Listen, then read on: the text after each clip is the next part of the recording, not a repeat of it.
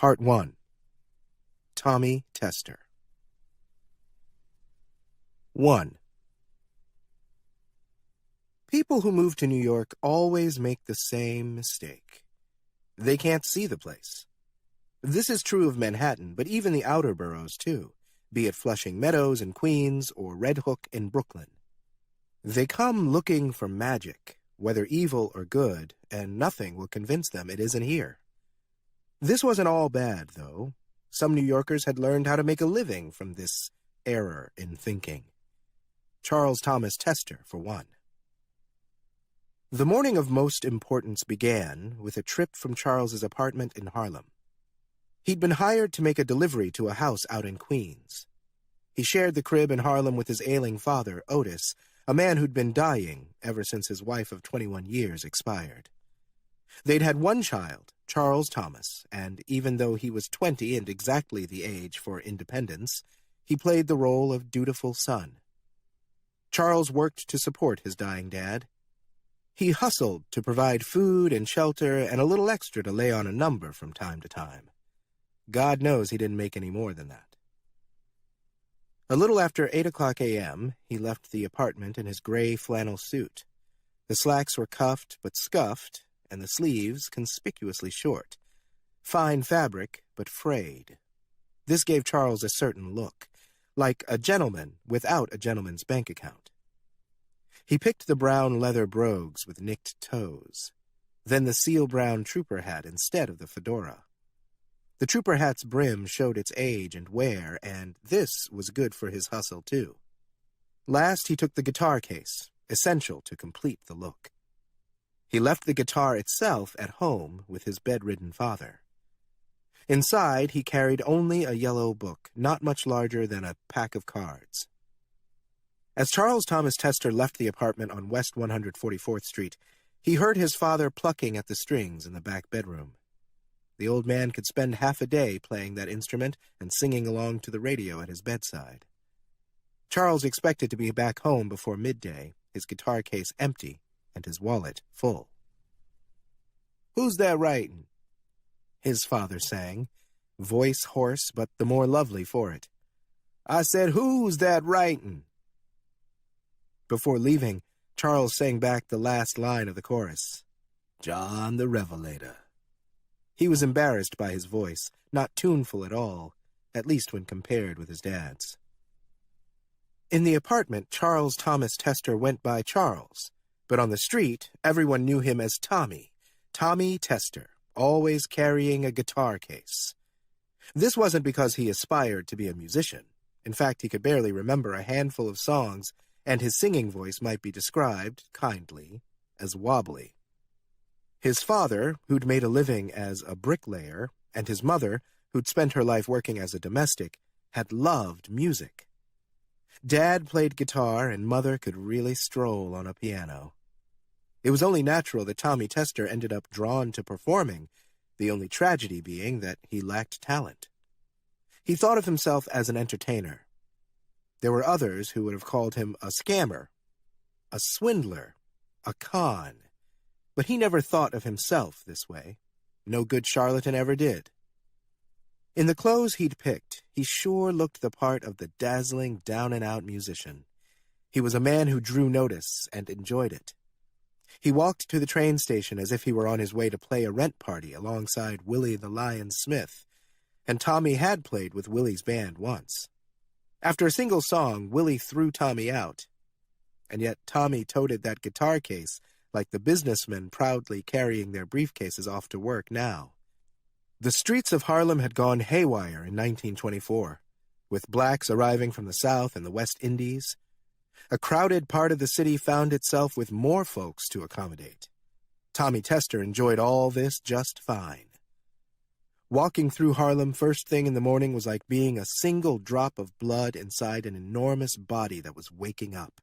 Brick and mortar, elevated train tracks, and miles of underground pipe. This city lived. Day and night, it thrived.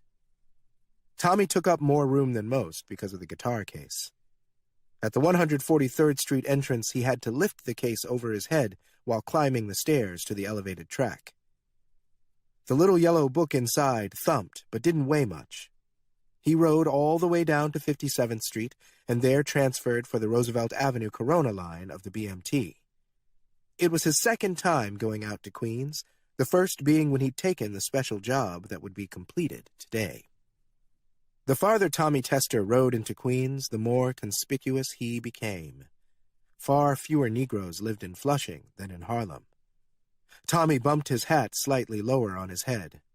The conductor entered the car twice, and both times he stopped to make conversation with Tommy. Once to ask if he was a musician, knocking the guitar case as if it were his own, and the second time to ask if Tommy had missed his stop. The other passengers feigned disinterest, even as Tommy saw them listening for his replies. Tommy kept the answers simple. "Yes, sir, I play guitar." And, "No, sir, got a couple more stops still." Becoming unremarkable, invisible, compliant, these were useful tricks for a black man in an all-white neighborhood, survival techniques. At the last stop, Main Street, Tommy Tester got off with all the others, Irish and German immigrants mostly, and made his way down to street level. A long walk from here. The whole way, Tommy marveled at the broad streets and garden apartments. Though the borough had grown, modernized greatly since its former days as Dutch and British farmland, to a boy like Tommy, raised in Harlem, all this appeared rustic and bewilderingly open. The open arms of the natural world worried him as much as the white people, both so alien to him. When he passed whites on the street, he kept his gaze down and his shoulders soft. Men from Harlem were known for their strut, a lion's stride. But out here, he hid it away. He was surveyed, but never stopped. His foot-shuffling disguise held up fine. And finally, amid the blocks and blocks of newly built garden apartments, Tommy Tester found his destination. A private home, small and nearly lost in a copse of trees, the rest of the block taken up by a mortuary. The private place grew like a tumor on the house of the dead. Tommy Tester turned up the walkway and didn't even have to knock. Before he'd climbed the 3 steps, the front door cracked open. A tall, gaunt woman stood in the doorway, half in shadows. Ma Ott. That was the name he had for her, the only one she answered to. She'd hired him like this, on this doorstep, through a half-open door. Word had traveled to Harlem that she needed help, and he was the type of man who could acquire what she needed. Summoned to her door and given a job without being invited in. The same would happen now. He understood, or could at least guess at the reason. What would the neighbors say if this woman had Negroes coming freely into her home? Tommy undid the latch of the guitar case and held it open. Ma Ott leaned forward so her head peeked out into the daylight. Inside lay the book, no larger than the palm of Tommy's hand. Its front and back covers were sallow yellow. 3 words had been etched on both sides. Zig, zag, zig. Tommy didn't know what the words meant, nor did he care to know. He hadn't read this book, never even touched it with his bare hands. He'd been hired to transport the little yellow book, and that was all he'd done. He'd been the right man for this task, in part because he knew he shouldn't do any more than that. A good hustler isn't curious. A good hustler only wants his pay. Ma Ott looked from the book, there in the case, and back to him.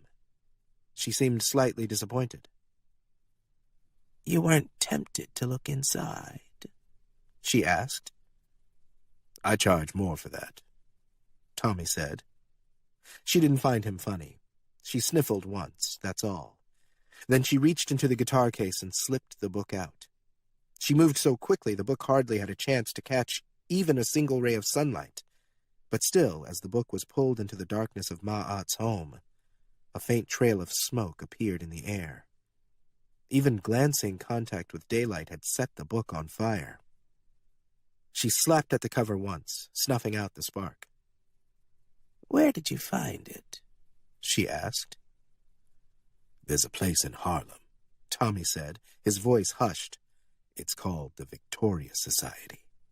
Even the hardest gangsters in Harlem are afraid to go there. It's where people like me trade in books like yours, and worse." Here he stopped. Mystery lingered in the air like the scent of scorched book. Ma'at actually leaned forward as if he'd landed a hook into her lip. But Tommy said no more. "The Victoria Society," she whispered. "How much would you charge to take me in?" Tommy scanned the old woman's face. How much might she pay? He wondered at the sum, but still he shook his head. "I'd feel terrible if you got hurt in there. I'm sorry." Ma'at watched Tommy Tester, calculating how bad a place this Victoria Society could be. After all, a person who trafficked in books like the little yellow one in her hand was hardly the frail kind. Ma'at reached out and tapped the mailbox, affixed to the outside wall, with one finger. Tommy opened it to find his pay. $200. He counted through the cash right there in front of her. Enough for 6 months' rent, utilities, food, and all. "You shouldn't be in this neighborhood when the sun goes down," Ma'at said. She didn't sound concerned for him. "I'll be back in Harlem before lunchtime. I wouldn't suggest you visit there day or night." He tipped his cap, snapped the empty guitar case shut, and turned away from Ma'at's door. On the way back to the train, Tommy Tester decided to find his friend Buckeye. Buckeye worked for Madame St. Clair, the numbers queen of Harlem. Tommy should play Ma'at's address tonight. If his number came up, he'd have enough to buy himself a better guitar case. Maybe even his own guitar. 2. "That's a fine git fiddle." Tommy Tester didn't even have to look up to know he'd found a new mark. He simply had to see the quality of the man's shoes, the bottom end of a fine cane. He plucked at his guitar, still getting used to the feel of the new instrument, and hummed instead of sang because he sounded more like a talented musician when he didn't open his mouth. The trip out to Queens last month had inspired Tommy Tester to travel more. The streets of Harlem could get pretty crowded with singers and guitar players, men on brass instruments, and every one of them put his little operation to shame. Where Tommy had 3 songs in his catalog, each of those men had 30, 300. But on the way home from Ma'at's place, he'd realized he hadn't passed a single strummer along the way. The singer on the street might have been more common in Harlem and down in 5 Points, or more modern parts of Brooklyn, but so much of this city remained, essentially, a bit of jumped-up countryside. None of the other Harlem players would take a train out to Queens or rural Brooklyn for the chance of getting money from the famously thrifty immigrants homesteading in those parts. But a man like Tommy Tester, who only put on a show of making music, certainly might. Those outer borough bohunks and paddies probably didn't know a damn thing about serious jazz, so Tommy's knockoff version might still stand out. On returning from Ma'at's place, he talked all this through with his father. Otis Tester, yet one more time, offered to get him work as a bricklayer, join the profession. A kind gesture, a loving father's attempt, but not one that worked on his son. Tommy Tester would never say it out loud. It had hurt the old man too much. But working construction had given his father gnarled hands and a stooped back, nothing more.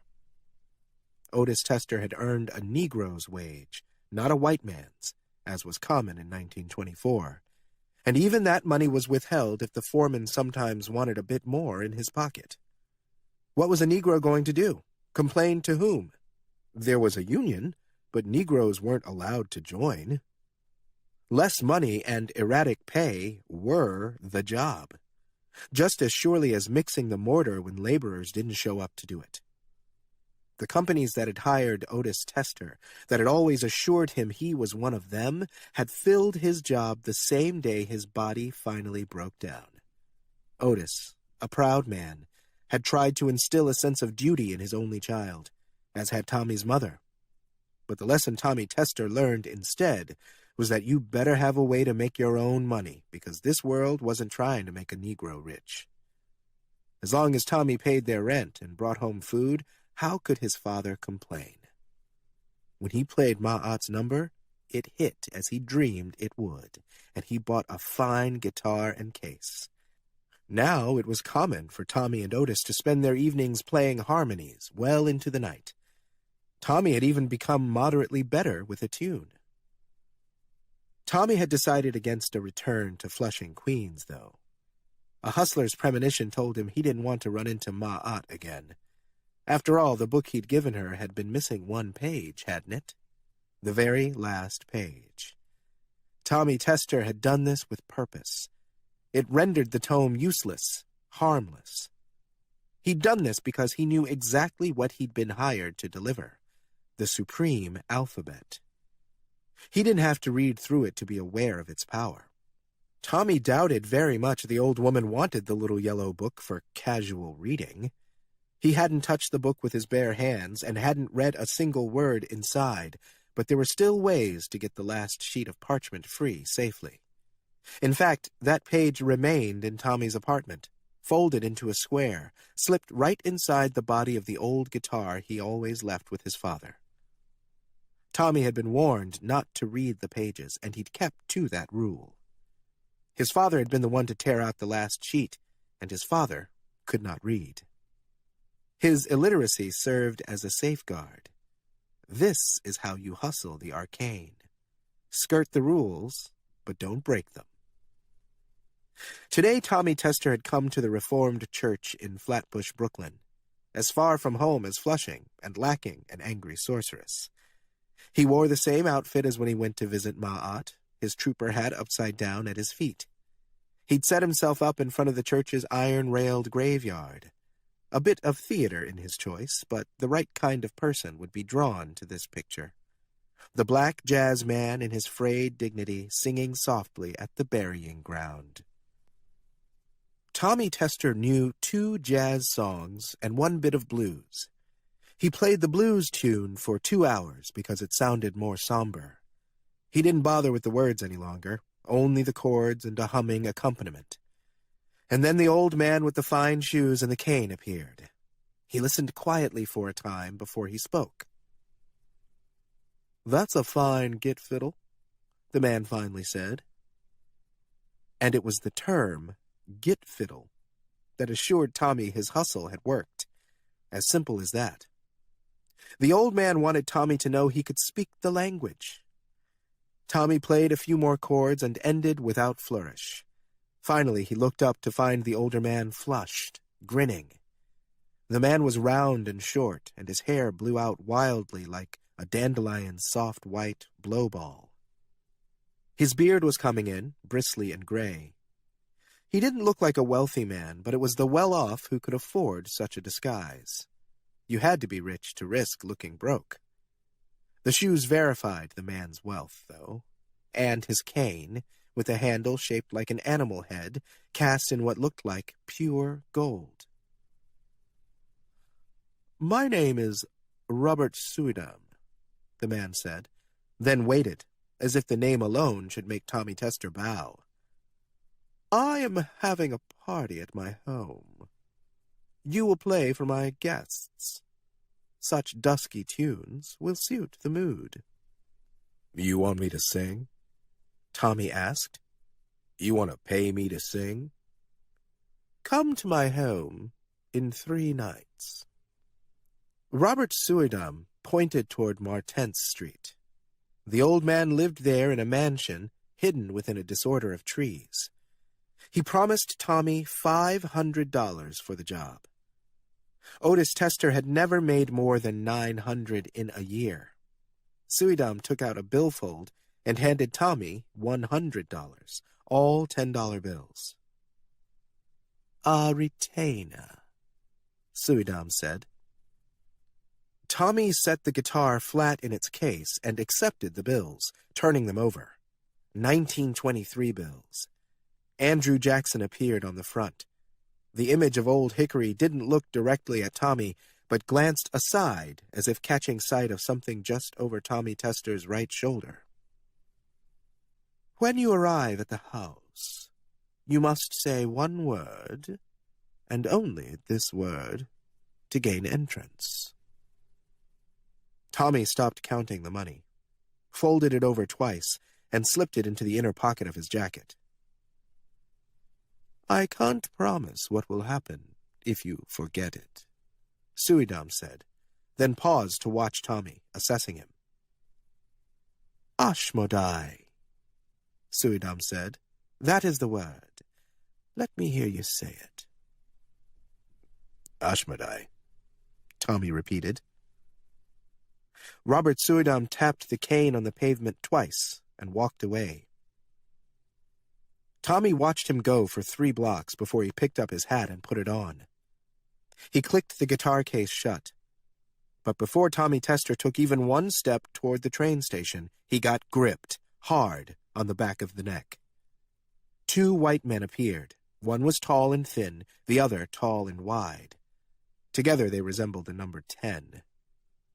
The wide one kept his hand on Tommy's neck. He knew this one was a cop, or had been once. Up in Harlem they called this grip John's handshake. The thin one stayed 2 paces back. The surprise of it all caused Tommy to forget the pose of deference he'd normally adopt when cops stopped him. Instead, he acted like himself, his father's son, a kid from Harlem, a proud man who didn't take kindly to being given shit.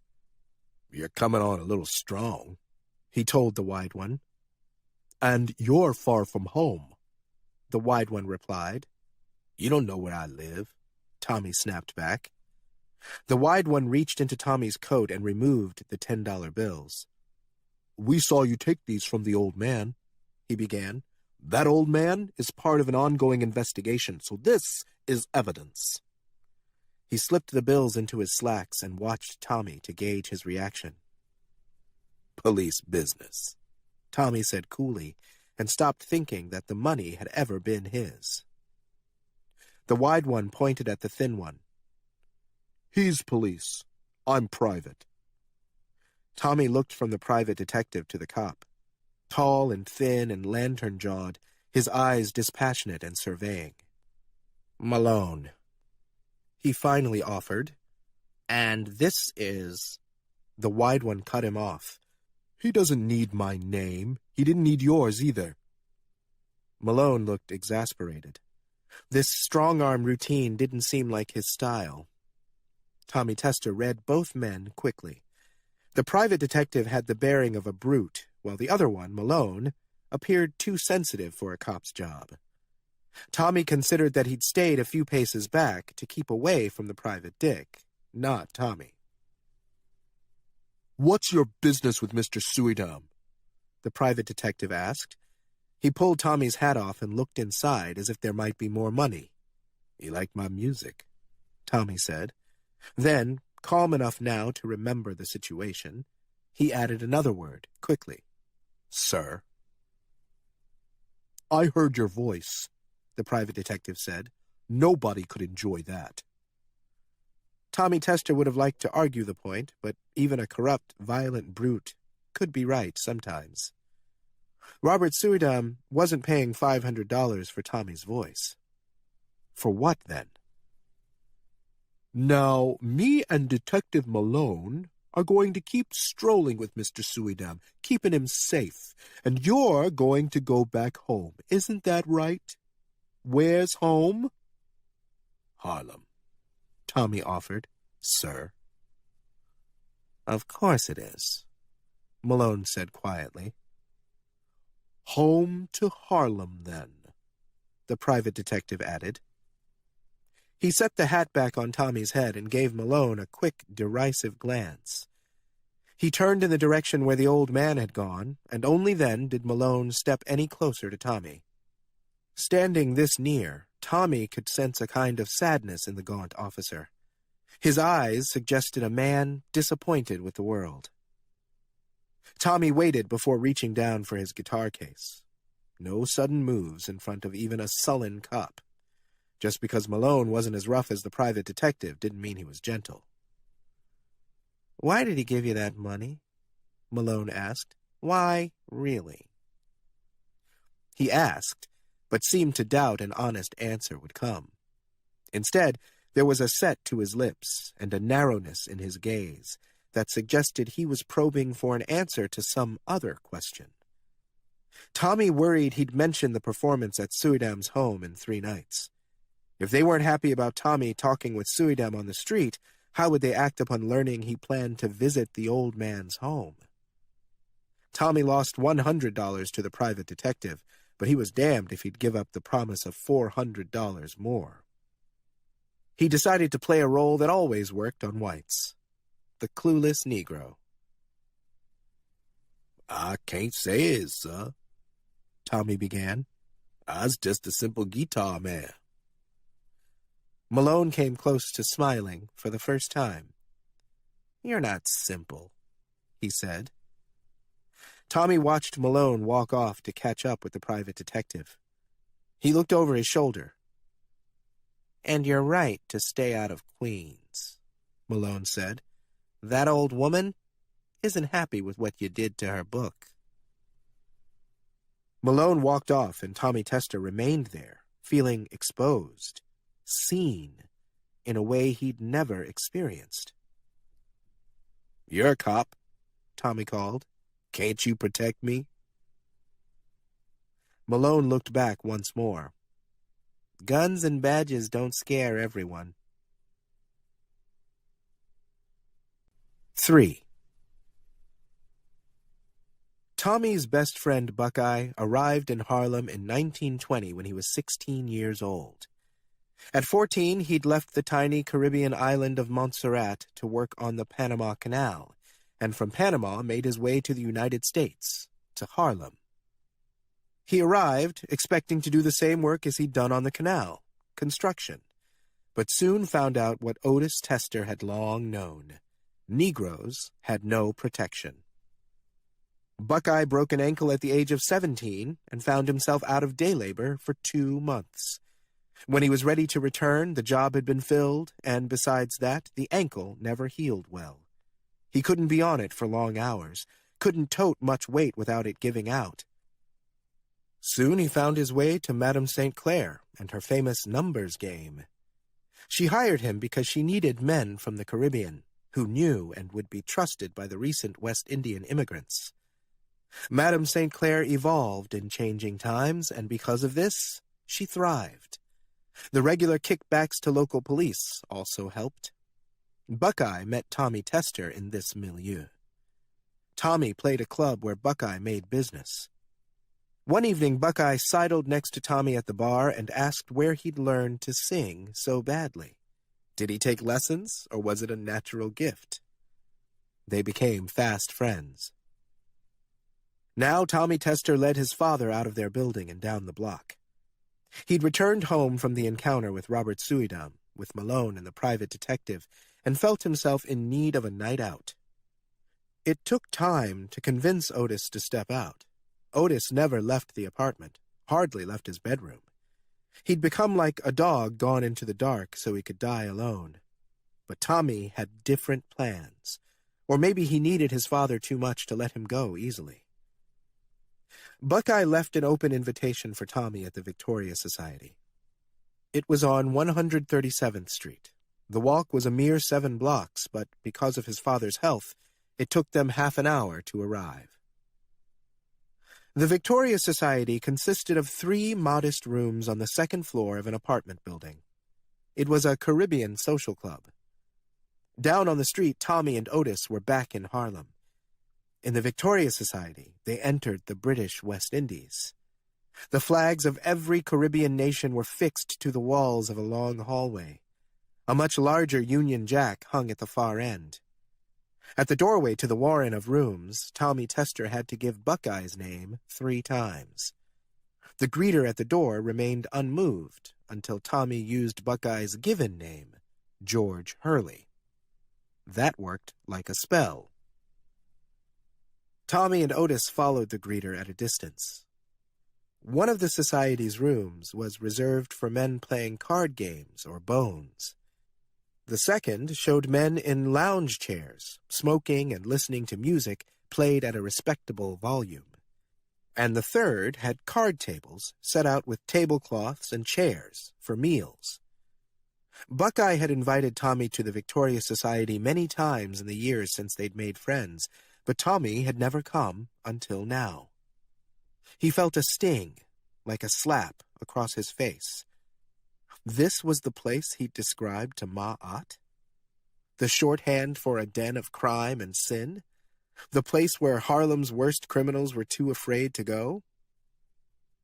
He'd assumed he knew what kind of place this would be.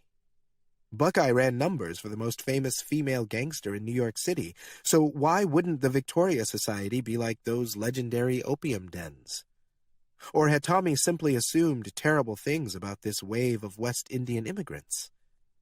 The American Negroes in Harlem got up to awful gossip about those newcomers. And now he'd come to find the Victoria Society might as well be a British tea room. He felt slightly disappointed. He'd brought his father because he'd meant to show his dad a scandalous night. He'd heard women danced in nearly nothing, so close they practically sat in your lap. Being inside now, seeing this place truly, was like learning another world existed within, or alongside, the world he'd always known. Worse, all this time he'd been too ignorant to realize it. The idea troubled him, like a pinched nerve. Tommy and his dad sat, and the older man blew out a deep breath. Otis spent a long time adjusting himself in the chair to minimize his back pain. He moved like someone ancient. Otis Tester was 41 years old. A thin woman came to the table offering dinner she'd made in her kitchen, then brought here to sell. She was Trinidadian. Her dinner plates were already prepared, and she rolled them through the dining room on a cart. Sahina, pineapple chow, and macaroni pie. A bowl of cow heel soup, tall cups of passion fruit juice. The whole meal, for both men, came to $1. Tommy paid. "I don't know what any of this mess is," Otis said, watching the plate in front of him like it might strike. "Why didn't we go down to Bo's place?" Tommy found himself watching the Trinidadian woman because she reminded him of his own mother, that wiry frame and splay-footed walk. Irene Tester, gone 4 years now. People who knew her well used to call her Michigan because she never could stop talking about the place where her parents came from. She collapsed on a bus, died 37 years old among strangers. Life as a domestic wore her out just as surely as construction did Otis. Tommy looked to his father, wondering if he'd also been thinking the Trinidadian woman looked like Irene, but the old man only stared down at the plates, mystified. "Come on now," Tommy said. "There's something here you're gonna like." Otis scanned the table looking for something he recognized. He lifted a fork and poked at the macaroni pie. "This is just cheese and pasta, yes?" Tommy Tester sank a fork and knife into his serving. He brought a portion to his mouth and chewed. After swallowing, he nodded, but his father prodded at it anyway, as if he didn't trust his son. He set the fork down without eating. "Now, you say this white man is going to pay you how much?" $400. "All that just to play at his party?" Otis asked. He grabbed the cup of passion fruit juice, brought it to his nose, sniffed, set the drink back down. "All that for you to play at his party?" Tommy chewed at a bite of the pineapple chow. It was sweet, but the kick of lime juice and hot pepper followed soon after. He gulped his juice to cool his throat. "That's what he said." Otis raised his hands in the air, held them as far apart as he could. "That's the distance between what a white man says to a Negro and what he really means."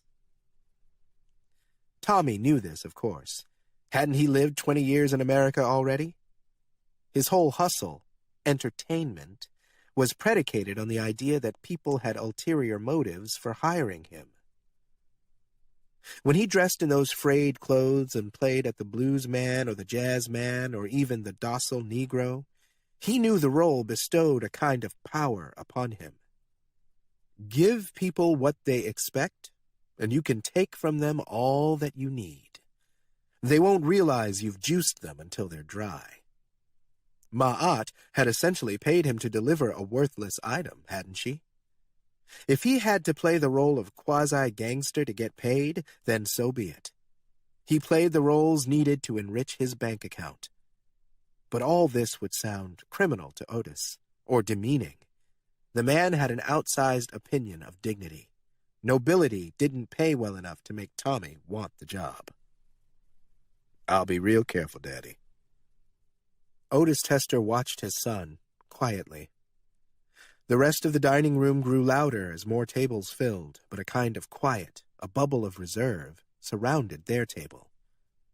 Otis was father to a 20-year-old black boy who'd blithely explained he'd be going out to Flatbush in the middle of the night into the home of a white man.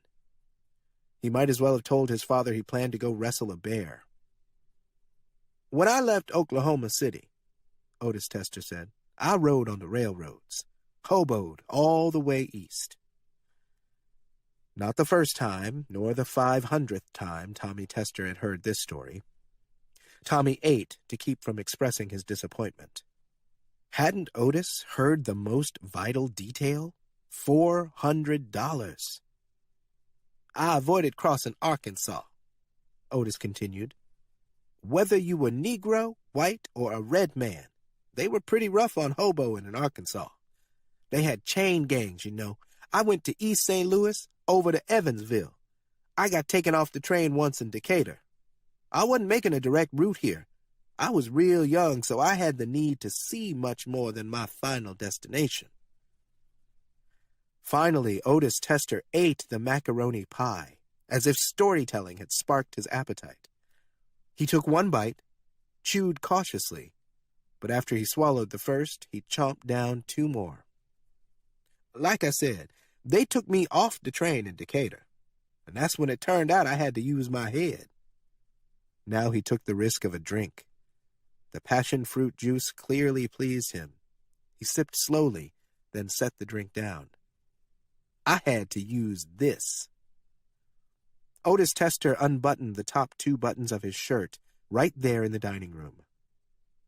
Tommy stiffened, feeling like a 5-year-old whose daddy was about to shame him in public. But before he could scold his father or reach over and try to cover Otis's exposed skin, the old man pulled something from around his neck. It was hanging there on a coarse string. He slipped it off and clutched it in one rough hand while he buttoned his shirt again. Tommy leaned forward, trying to see what his dad held. Otis Tester extended his hand, opened it. A straight razor lay in his palm.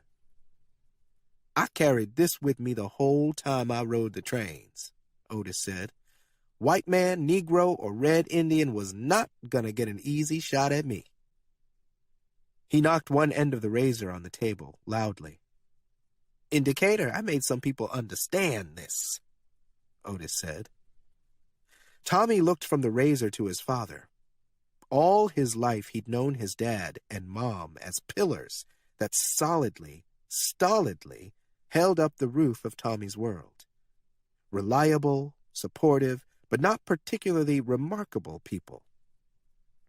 To think of Otis now, suddenly, as a teenage boy who defended himself with this weapon, that past became yet another world, a new dimension of which Tommy had just become aware. Again, the pinch, the pain of such a revelation. Tommy Tester took the straight razor from his father's hand.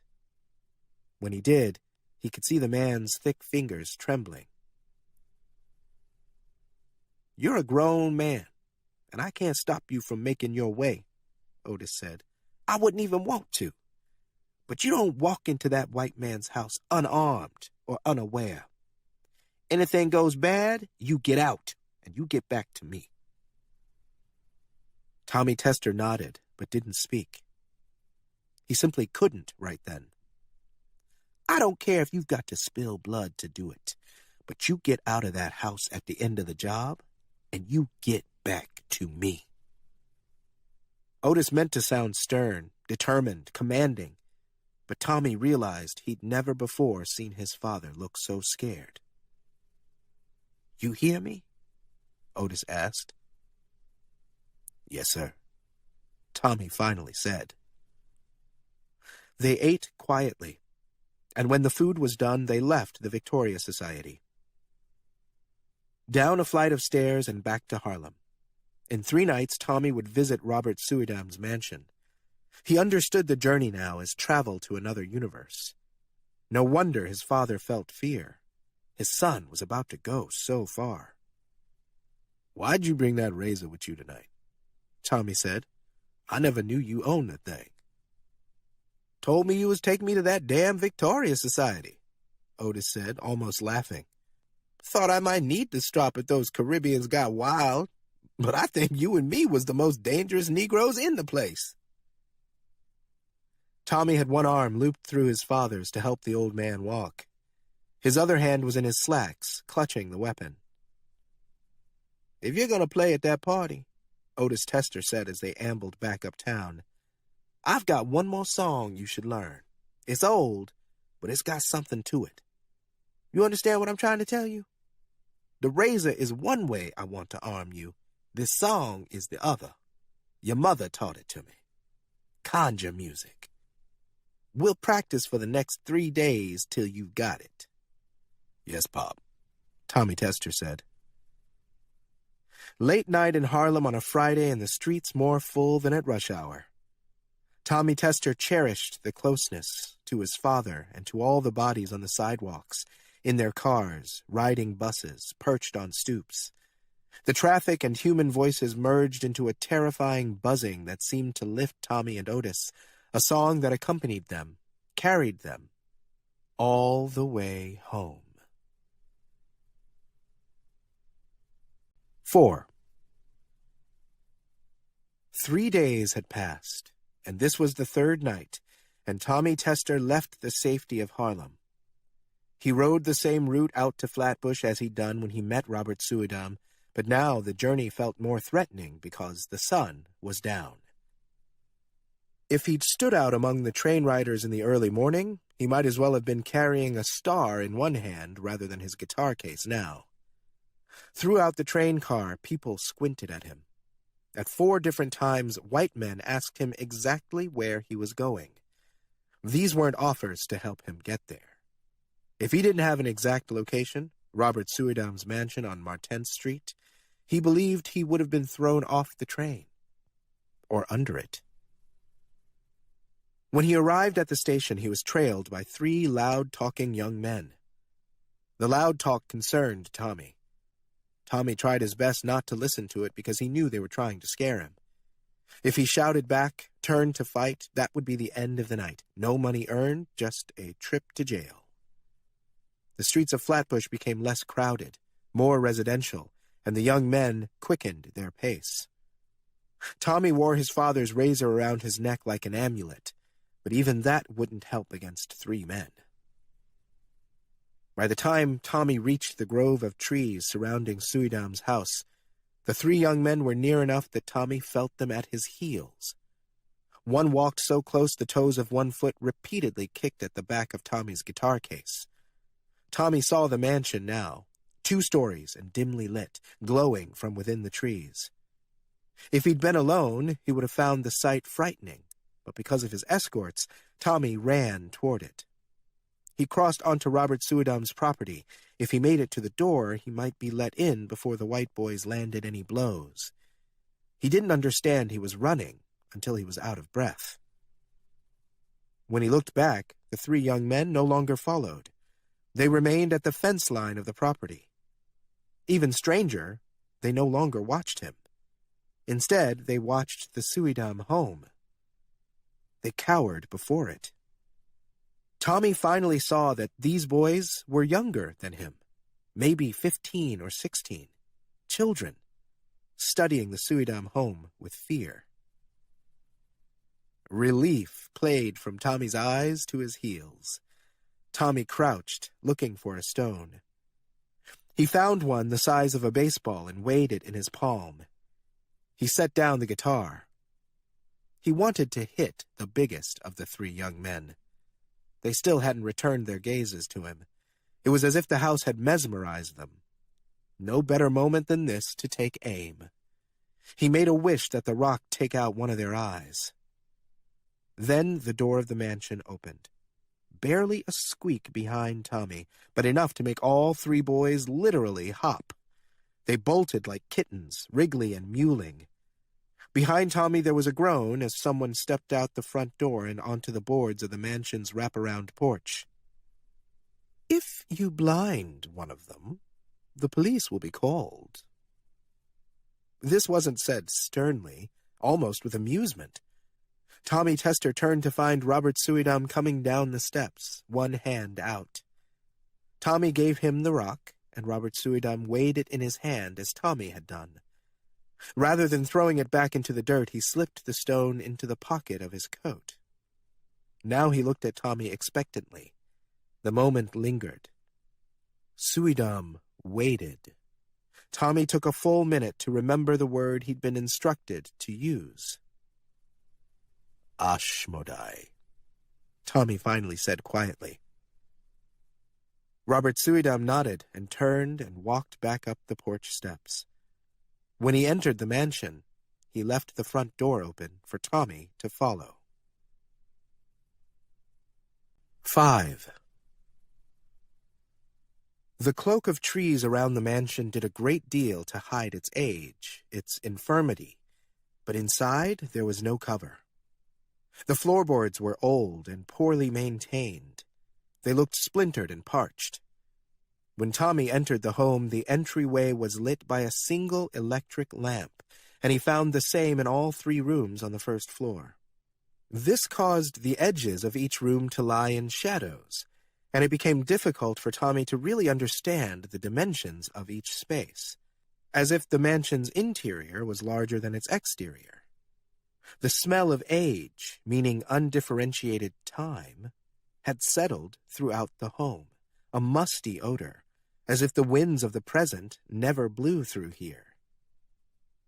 Robert Suidam led Tommy down the long first-floor hallway, and Tommy clutched the handle of his guitar case as if it were a guideline leading back to the front door, down the steps, out the yard, out a Flatbush, back onto the train to Harlem, and by his father's side.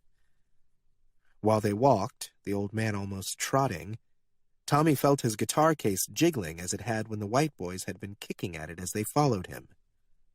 This spurred a suspicion that someone else, something else, was following him now.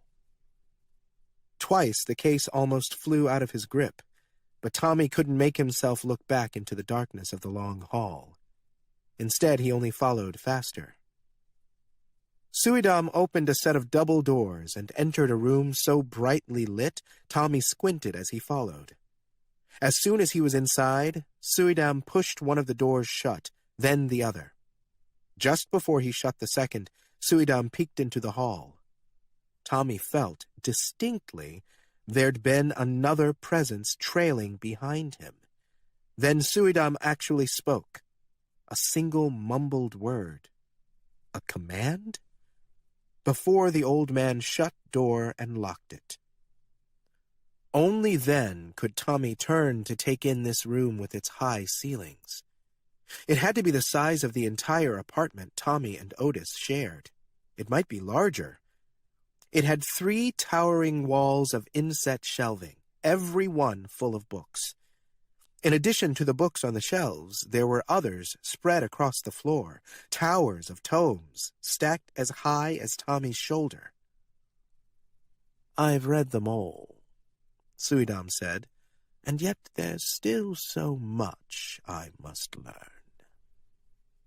Tommy stood the guitar case by his side like an upright rifle. "I'd say you earned yourself a break." Suidam shook his head faintly. "If only there were time for rest." Suidam walked to the far end of the room, toward the high windows running along one wall. A single great chair stood by the sill. Suidam sat in it. His feet dangled, not touching the floor. A strange sight, because he wasn't a short man. The chair didn't appear oversized either. The old man's shoes swayed 3 inches from the floorboards, and Tommy watched them, confused by the incongruity. Then, as if Suidam had noticed Tommy's interest, the feet lowered to the ground. But Suidam hadn't moved the rest of his body. Instead, it was as if the old man had, by some power, made his legs grow at will. It was so odd visually, Tommy actually became nauseated. Tommy looked away and back again, and sure enough, Suidam's feet were flat on the floor. He waved a hand to catch Tommy's attention. "Won't you play now?" he asked. There was an edge to his tone, as if trying to get Tommy's mind onto something other than the strangeness, shape-shifting, he swore he'd just seen. Tommy looked around the library. The only other guests seemed to be the books.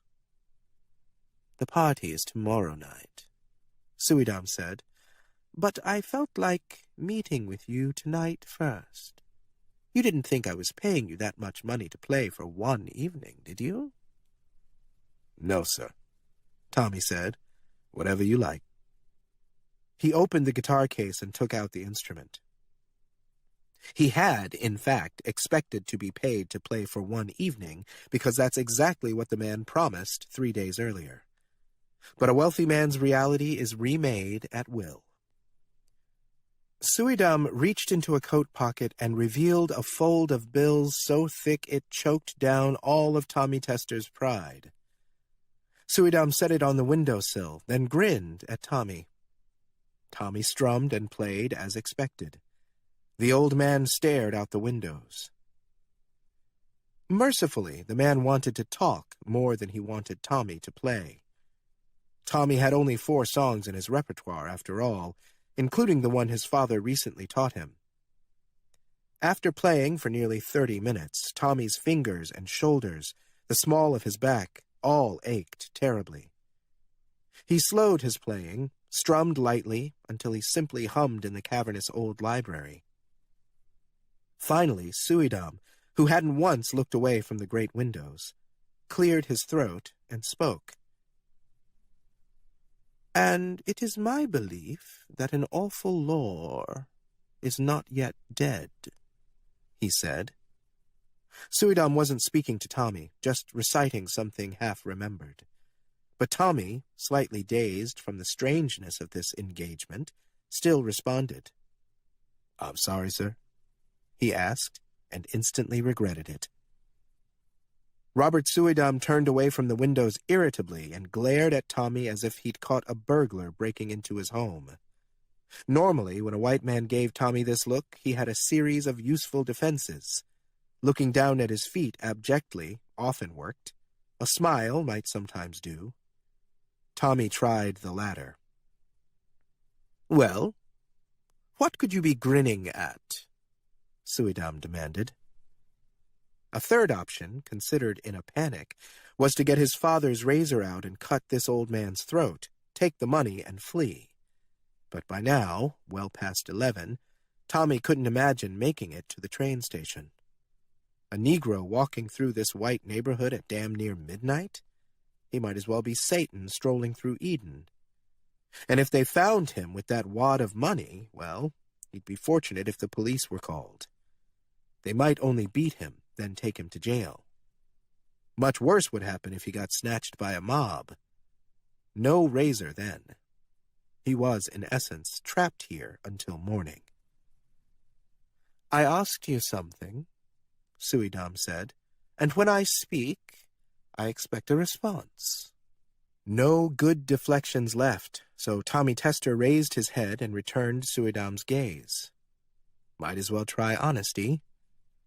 "I'm confused," he said. "Of course you are. Suidam said. "The veil of ignorance has been set over your face since birth. Shall I pull it free?" Tommy pursed his lips, trying to decide his best response. So far, honesty had worked. At least the old man wasn't glaring at him. "It's your money," Tommy said. Robert Suidam clapped. "Do you know why I hired you? Why I was drawn to you 3 days past? I could see you. And I don't mean this charade." Suidam extended one hand and gestured from Tommy's purposefully scuffed boots to his well-worn suit to his guitar. "I saw that you understood illusion, and that you, in your way, were casting a powerful spell. I admired it. I felt a kinship with you, I suppose, because I, too, understand illusion." Suidam rose from his chair and faced the wall of tall windows. The old man tapped at one pane, lightly. Because of all the lights inside the library, it was impossible to see outside into the night. The windows had turned into a sort of screen reflecting Tommy and Suidam and the expansive library. Suidam waved Tommy over, and as he walked closer, Tommy thought he saw movement behind him.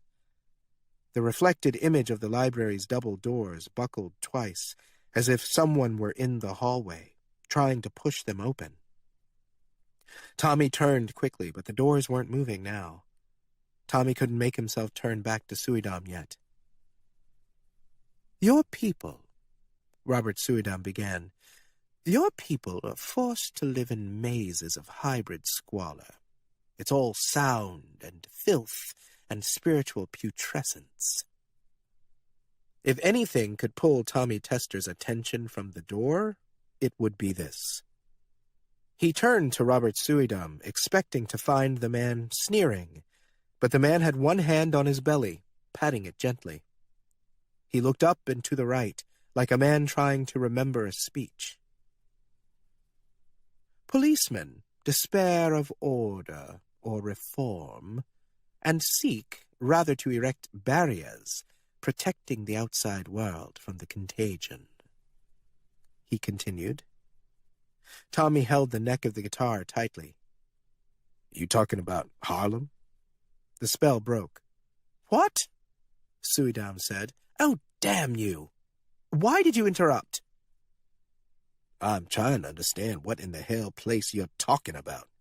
It doesn't sound like anywhere I've ever lived." No applause for honesty this time. "Mind your tone," Suidam said. He covered the money with one hand. "You haven't been paid yet." This motherfucker, Tommy Tester thought, and took one step closer to the old man. Even Robert Suidam, for all his authority, sensed a change in the room. For a moment he looked like a man who realized a meteorite was about to crash into his planet. He raised an open hand, a gesture of peace.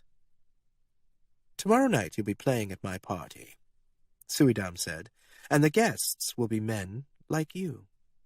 Negroes from Harlem, Syrians and Spaniards from Red Hook, Chinese and Italians from 5 Points, all of them will be here by my invitation. All of them will hear what I am now telling you." Tommy's temper became cooled by his curiosity. A white man's home crowded with Negroes and Syrians and all the rest. Suidam might be the strangest job he'd stumbled into yet. "So, why do I get the preview?" Tommy asked. "I needed to practice my words," Suidam said, "to see how they affect a man of the proper type. Also, I admit you were convenient," Suidam said. "I needed those police to give me some room. The time they spent with you was enough for me to slip away. Thank you for that." "You knew you were being followed?" "My family has doubts about my sanity. This is what they say. More likely they have doubts about my will, and to whom exactly I'll leave this home and all its contents. Which of them will inherit the land on which it all sits?" But they don't see it that way. Nobody ever thinks of himself as a villain, does he? Even monsters hold high opinions of themselves. My family is convinced I'm in danger. They've made the police believe the same. They hired that private detective, too, the brutish one. His name is Mr. Howard. Mr. Howard and Detective Malone are collecting proof of my mental inferiority. For my own good, of course. Tommy laughed. Talking to a Negro on the street won't help you look sane. Suidam took his hand off the money and turned toward the window fully. He leaned with both hands against the ledge. I know that I am high-born. I mean that my family's old wealth and their bearing in history should afford me all the comfort I need. But comfort can be a cage, you know. Certainly it can stunt the mind. Time spent with my family, with my old friends of means, began to feel like bathing in porridge, drowning in a child's meal. So I sought out others, entirely unlike myself, and when they spoke of secret wisdom, I listened. What men like myself would dismiss as superstition or worse, pure evil, I learned to cherish. The more I read, the more I listened, the more sure I became that a great and secret show had been playing throughout my life, throughout all our lives. But the mass of us were too ignorant or too frightened to raise our eyes and watch. Because to watch would be to understand the play isn't being staged for us. To learn we simply do not matter to the players at all. Now he touched the window, tapping it, and the reflection seemed, for an instant, to ripple, as if they were staring into a pool of water rather than panes of glass. There is a king who sleeps at the bottom of the ocean. As Suidam said this, against all possibility, the window panes took on the color and apparent depth of the sea. It was as if Tommy Tester and Robert Suidam, standing in this room, in this mansion, in this city, were also peering down at distant waters elsewhere on the globe. The guitar fell out of Tommy's hand as the image appeared. The thump it made, the sour note that played once, these hardly registered. A rush of cold seemed to enter not only the room, but also Tommy's bones. Suidam said, "The return of the sleeping king would mean the end of your people's wretchedness, the end of all the wreck and squalor of 1 billion lives. When he rises, he wipes away the follies of mankind, and he is only one of many. There are the great old ones. Their footfalls cause mountains to topple. One gaze strikes 10 million bodies dead. But imagine the fortunes of those of us who were allowed to survive. The reward for those of us who helped the sleeping king wake." Suidam tapped the window again, and the ocean. Truly, Tommy was seeing a vast and distant sea in the windows. Churned, heaved, and from its depths a shape, too massive to be real, stirred. Tommy's throat tightened. He didn't want to see this.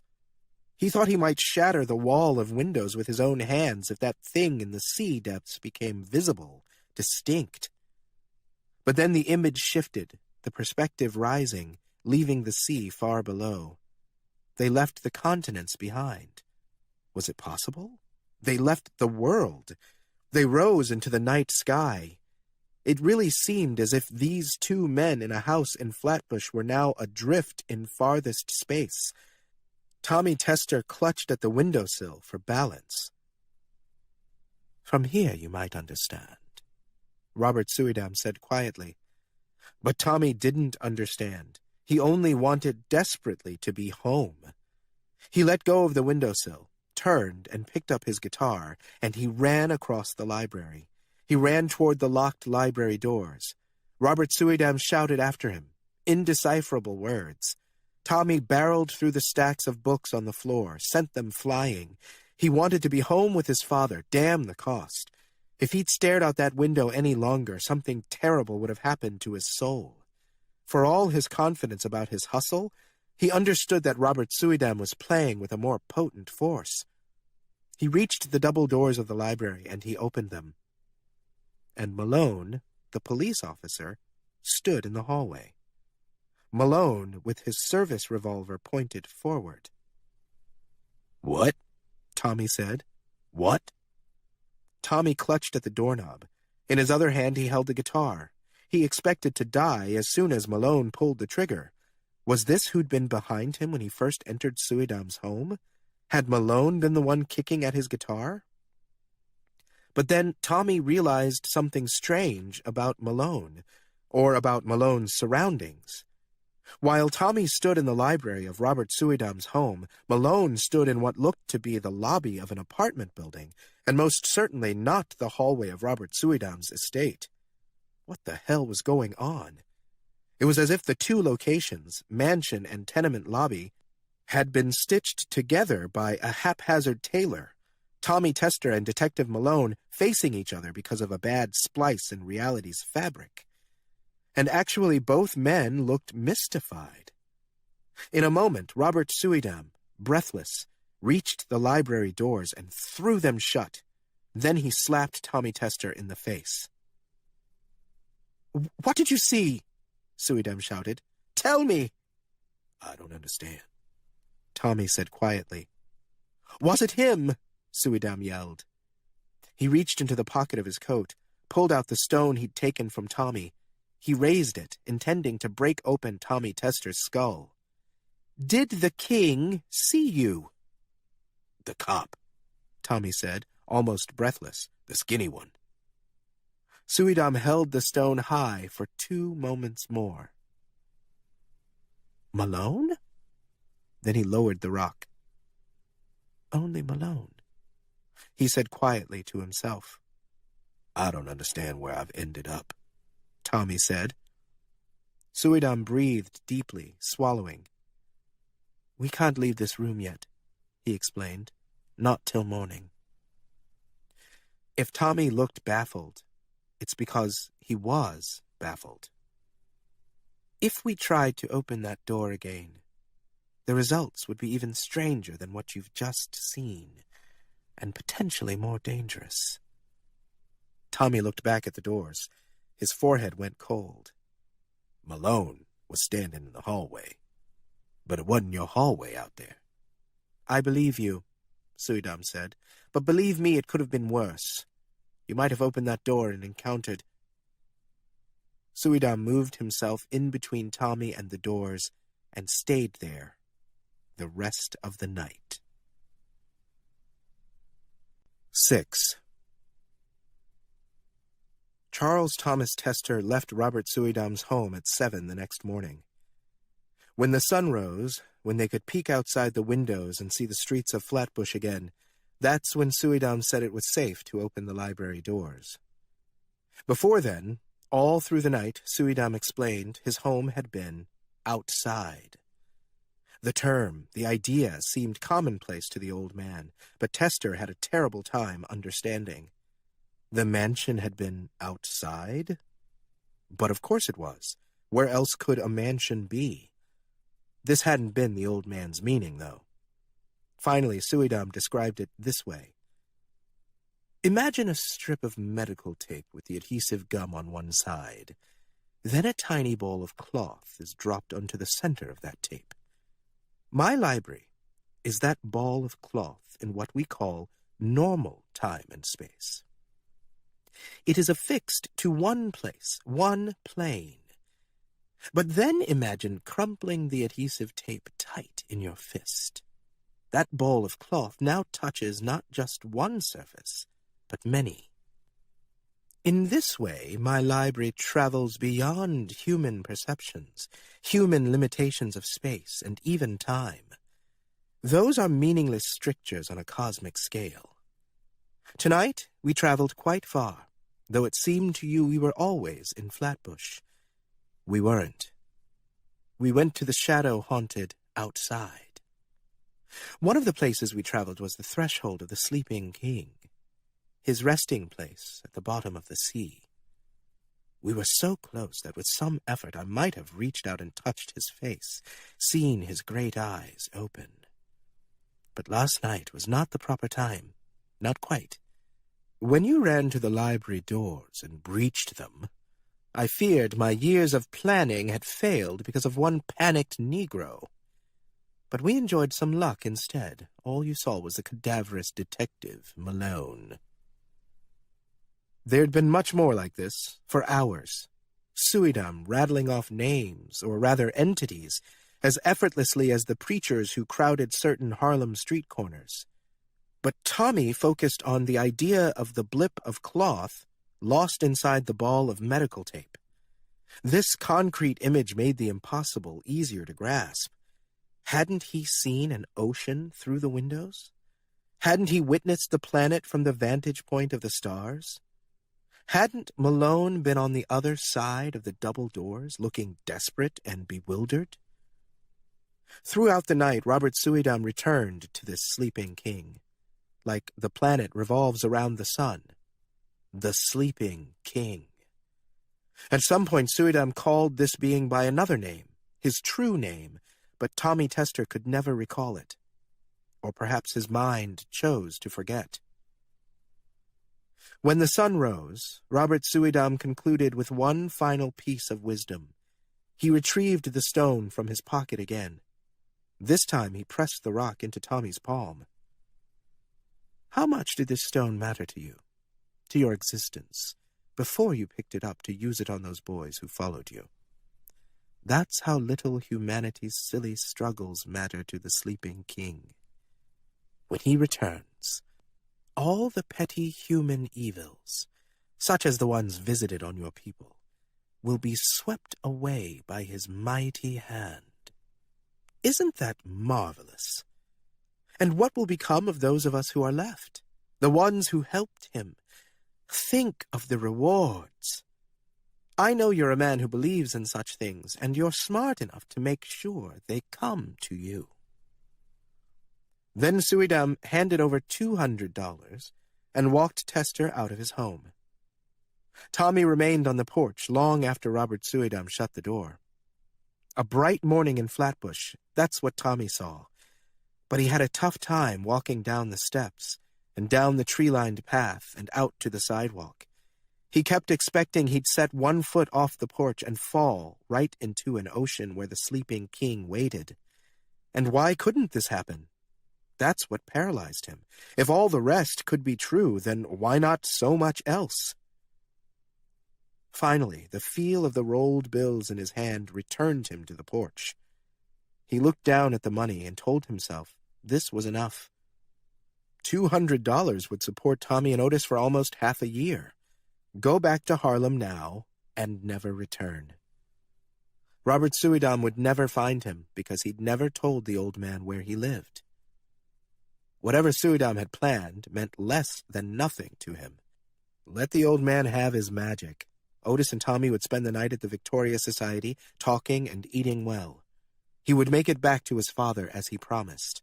That was enough.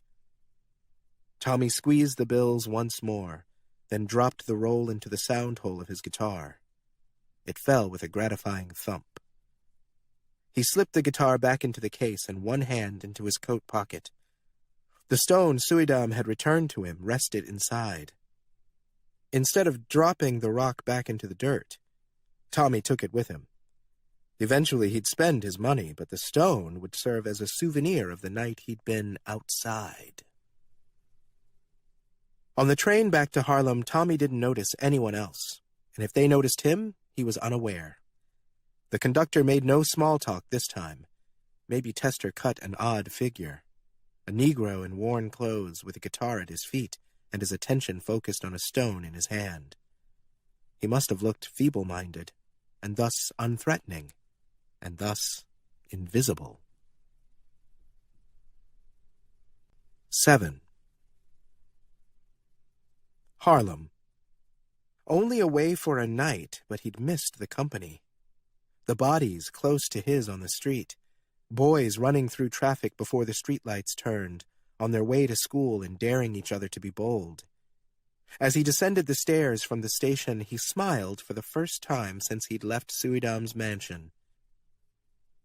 Tommy walked toward home, but found himself so hungry he stopped first to eat at a counter on 141st Street. The strangest moment came when it was time to pay, and he had to fish into his guitar for the bills. The counterwoman looked uninterested right up until the roll appeared, as thick as the middle of a Burmese python. Tommy liked the way she looked at him after he paid from that knot, even better when he put down a whole $1 for a tip. Could Robert Suidam really make a man like Tommy a prince in his new world? Wouldn't that be damn fine? By the time he left the shop, he'd changed his mind about returning to Suidam's place. The old man had been right. Tommy Tester did enjoy a good reward. At 10 in the morning, he approached his block, sunlight kissing every face and facade. The streets weren't as tranquil. He hadn't noticed the traffic when he'd left the counter, but by now the streets nearly had a clog. The roads became more flooded as he approached 144th. His block looked positively underwater. 3 police cruisers, Ford Model T Tudor sedans, were parked midway down the block, a much bigger police emergency services truck behind them. Tester moved slowly. The sidewalk so dense with bystanders that people filled every stoop, too. The only time he'd ever seen Harlem this crowded was when the 369th Regiment marched Manhattan in 1919 after returning from the war. Halfway down the block, the police had thrown up a barricade. Cops stood in pairs, keeping all the gawkers back. By now, Tommy saw they were blocking everyone from entering a specific building. His building. Tommy made it to the edge of the crowd, right up to the barricades, and waited. Malone appeared at the building's front entrance. Mr. Howard moved beside him.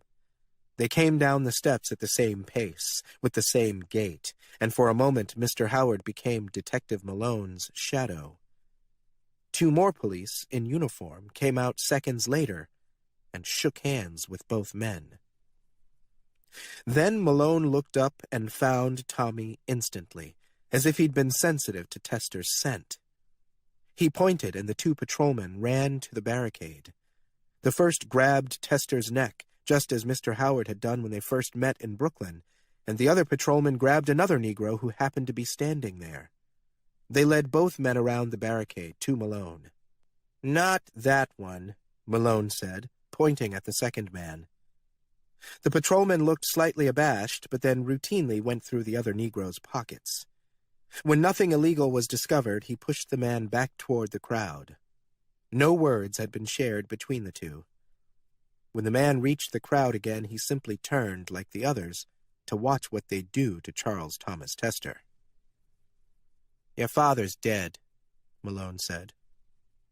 This was reported neither with relish nor with sympathy. In a way, Tester liked this best. No pretense of concern. "Your father is dead." Outwardly, Tester took the news with great calm. Inwardly, he felt the sun close its distance from the earth.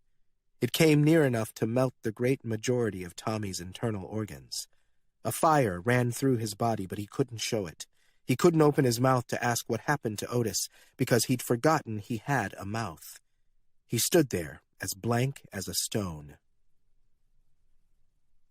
"Tell me my father's dead and I'm going to take a swing at you," Mr. Howard said. "But these people really don't have the same connections to each other as we do. That's been scientifically proven. They're like ants or bees." Mr. Howard waved one hand at the building beside them. "That's why they can live like this." Tommy felt the weight of the stone in his pocket. "Your father is dead." He only had to reach it, swiftly bring it out, and spill these white men's brains on the streets. Your father is dead. The certainty of his own demise moments afterward brought him no fear. Your father is dead. He would have done this right away, but he simply couldn't move. Mr. Howard watched Tommy a moment longer, But when there was still no reaction, he spoke in a more matter-of-fact tone, as if addressing a grand jury. "I approached the home at approximately 7 this morning," Mr. Howard began. "After finding apartment 53, I knocked several times. After receiving no answer, I checked the door and found it unlocked. I entered the apartment, clearing each room in order, until I reached the back bedroom. In that room, a male Negro was discovered displaying a rifle. In fear for my life, I used my revolver." Tester couldn't understand how he remained upright. Why wasn't he collapsing? For a moment he felt himself, his mind at least, slipping out of his skull. He wasn't here. He was outside. Didn't even need to be in Suidam's library to make the trip. Mr. Howard pointed at the building. "Because of the orientation of the apartment, the back bedroom faces an air shaft. This left the back room in darkness. After defending myself, it was discovered that the assailant had not been brandishing a rifle." Malone, who'd been watching Tester steadily, offered, "It was a guitar." Mr. Howard nodded. "In the dark, this was impossible to know, of course. Detective Malone was called to the scene. He'll be writing up the report exactly as I've explained." Tester looked from one man to the other. Tester's voice finally returned to him. "But why were you here at all?" he asked. "Why did you come to my home?" "Mr. Howard was hired to track down stolen merchandise," Malone said. "My father never stole a thing in his life," Tester said. "Not your father," Mr. Howard agreed. "But how about you?" Malone's long face slackened, and he pawed through the pockets of his coat. Finally, Malone retrieved a pad, a policeman's notebook, and flipped through a series of pages. Arcane symbols and indecipherable words were scrawled across each page of Malone's book. Tommy doubted Malone's notes had anything to do with police work. He thought of Robert Suidam's library, so full of esoteric learning. Malone's notebook might be a journal of the same unspeakable knowledge. Finally, Malone came to a largely empty page, a few numbers written across the top. He showed the page to Tommy. Tommy knew it instantly. Ma'at's address in Queens. "I'm going to tell you what I think," Malone began. "You figured you'd found a loophole in the job you did for the old woman. You followed the exact wording of your contract. You figured this made it impossible for Ma'at to come after you, because you hadn't broken the rules. But it's 1924, Mr. Tester, not the Middle Ages. Her sorcery couldn't get you, so she hired out for help. She employed Mr. Howard." Now Mr. Howard patted at his coat. "As I moved to secure your father's rifle, I learned it was a guitar. I then discovered the page I needed, hidden right inside." "Don't you understand why I kept the page from her?" Tester asked. "Don't you understand what she can do with that book?" Mr. Howard laughed and looked at Malone. "Did this man just confess to a crime?" Malone shook his head. "Let it alone," he said. "You understand," Tester said, glancing at Malone's notebook. The detective flipped the cover shut, slid the pages back into his pocket. "I understand you weren't home when Mr. Howard arrived," Malone said. "As a result, your father was left vulnerable." "It's my fault, then?" Tommy asked. "Will you be putting that in your report, too?" Mr. Howard's mouth opened slightly, an undisguised expression of surprise. "I hate the lippy ones," he said. Malone, meanwhile, seemed nonplussed. "Want to tell me where you were last night?" Malone asked. "Or shall I guess?" Charles Thomas Tester had a sudden flash, an image of his father, half asleep, looking up to find some white man at the doorway in the semi-dark. What did Otis Tester think at the moment? Was there time, at least, to picture his loving wife or the son who'd worshipped him? Was there time for a breath, an exclamation, time for a prayer? Maybe better to imagine Otis never woke up. That made it easier on Tommy, at least. "How many times did you shoot my father?" Tester asked. "I felt danger for my life," Mr. Howard said. "I emptied my revolver. Then I reloaded and did it again." Tester's tongue felt too large for his mouth, and for the first time he thought he might cry, or cry out. He felt the weight of the stone in his coat pocket, heavier now, as if dragging him to the ground. His night with Robert Suydam returned to him, all of it, all at once. The breathless terror with which the old man spoke of the sleeping king, a fear of cosmic indifference suddenly seemed comical or downright naive. Tester looked back to Malone and Mr. Howard. Beyond them he saw the police forces at the barricades as they muscled the crowd of Negroes back. He saw the decaying facade of his tenement with new eyes. He saw the patrol cars parked in the middle of the road like 3 great black hounds waiting to pounce on all these gathered sheep. What was indifference compared to malice? "Indifference would be such a relief," Tommy said. 8. Charles Thomas Tester found himself cast away. First Malone and Mr. Howard brushed him back from his building. He wouldn't be allowed inside the apartment until the coroner finished up, and the coroner hadn't arrived yet. Malone and Howard walked Tommy back to the crowd. The crowd parted around him, swallowed and digested him. In minutes he'd been expelled at the far end of his block. Surrounded by onlookers, but undeniably alone. He walked without thinking, found himself in front of the Victoria Society. He went upstairs, and the greeter, recognizing him now, let him pass. Tommy walked to the dining room, half full with an early lunch crowd, sat at a table in one corner, far from the table where he'd eaten dinner with Otis just 4 days ago. Tester stared at the table as if Otis might suddenly sit down, Malone and Howard having played an awful joke. Eventually 3 men did sit at the table, so Tommy turned away. In time, Buckeye arrived. It seemed like luck, but really the Victoria Society's greeter called Buckeye in. A greeter being only as good as his memory, he'd remembered the name Tester used for entry.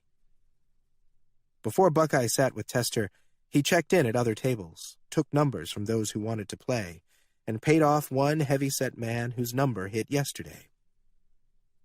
Then Buckeye sat and bought them both lunch, this time cooked by a woman from South Carolina, a plate of gullah rice, fish head stew, and hush puppies. Buckeye ate, but Tommy couldn't look down at his plate. Buckeye hadn't heard yet about what had happened to Otis, and Tommy had no desire to speak of it.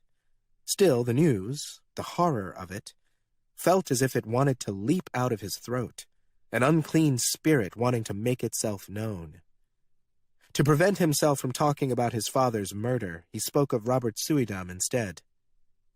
Even the wildest detail seemed less fantastic than the idea that right then, only 7 blocks away, his father's body lay in their apartment, shot through until dead.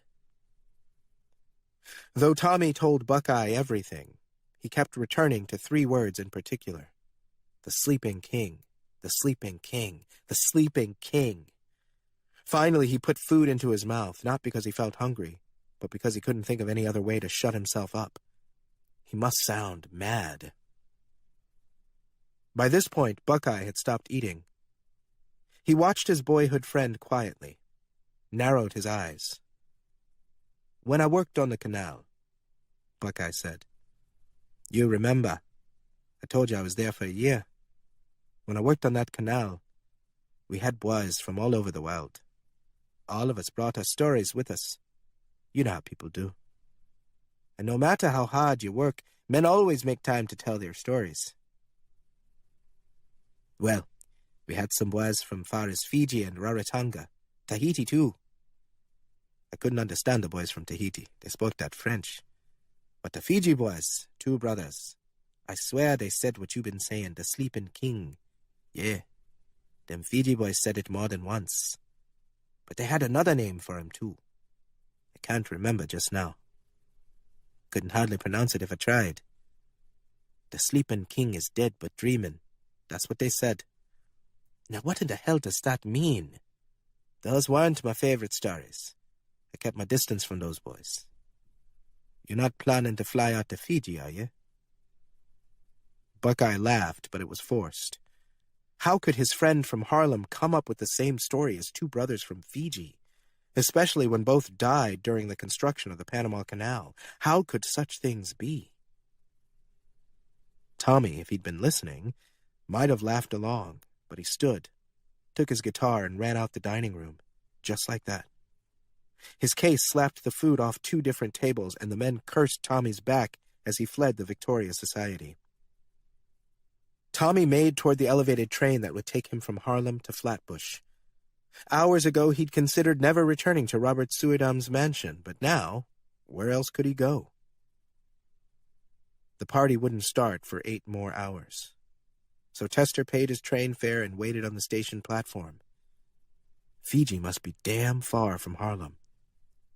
He knew it was an island in some distant sea. Buckeye's story served as some last corroboration. The sleeping king was real. Dead but dreaming. He took out his guitar because he needed to do something to distract his mind. He practiced the tune his father taught him 4 days ago. 4 days ago, his father had been alive to teach him this song. The one Irene taught Otis, and Otis passed on to him. Conjure music, Otis called it. As he began, he felt his father and mother were much closer to him, right there with him, as real as the chords on his guitar. For the first time in Tommy's life, he didn't play for the money. Didn't play so he could hustle. This was the first time in his life he ever played well. Don't you mind people grinning in your face, Tommy sang. Don't mind people grinning in your face. Few on the platform gave him their attention, another guitar man in Harlem being as unremarkable as the arc lights along the sidewalks. I said, bear this in mind. A true friend is hard to find. Don't you mind people grinning in your face. Until the end of the workday, Tommy played on the platform. His fingers never tired. His voice never gave out. Early evening, he boarded the train to Flatbush. Either he was humming to himself the whole way, or the air itself hummed around him. 9. Some people know things about the universe that nobody ought to know, and can do things that nobody ought to be able to do. Robert Suidam said this at 10:30. The party had been going for hours, but Suidam had yet to gather the group's attention. Instead, he'd welcomed Tester early, and then an hour later, the guests arrived, men and women and some in between, as varied a group as Suidam had promised. The party was held in the library. All his books had been cleared from the floor. In their place were banquet tables, high-backed chairs, serving carts with cut crystal bottles of liquor, not bootleg swill, and glasses to match. The room babbled with languages, English and Spanish, French and Arabic, Chinese and Hindi, Egyptian and Greek, patois and pidgin. But the only music came from Tester's guitar. Suidam set Tommy by the bank of tall windows. He played standing beside the great chair. He sang to himself and avoided the eyes of the other guests. Tester knew how to recognize a room full of roughnecks. This bunch qualified. Suidam had haunted waterfronts and back alleys to find this crew of cutthroats. The kind of place Tommy imagined the Victoria Society would be was what these criminals called home sweet home. Tester played and played. It was the same tune he'd been singing since morning. He warped and rearranged it, sang the words for a time, then hummed along for a while, and returned to the words again.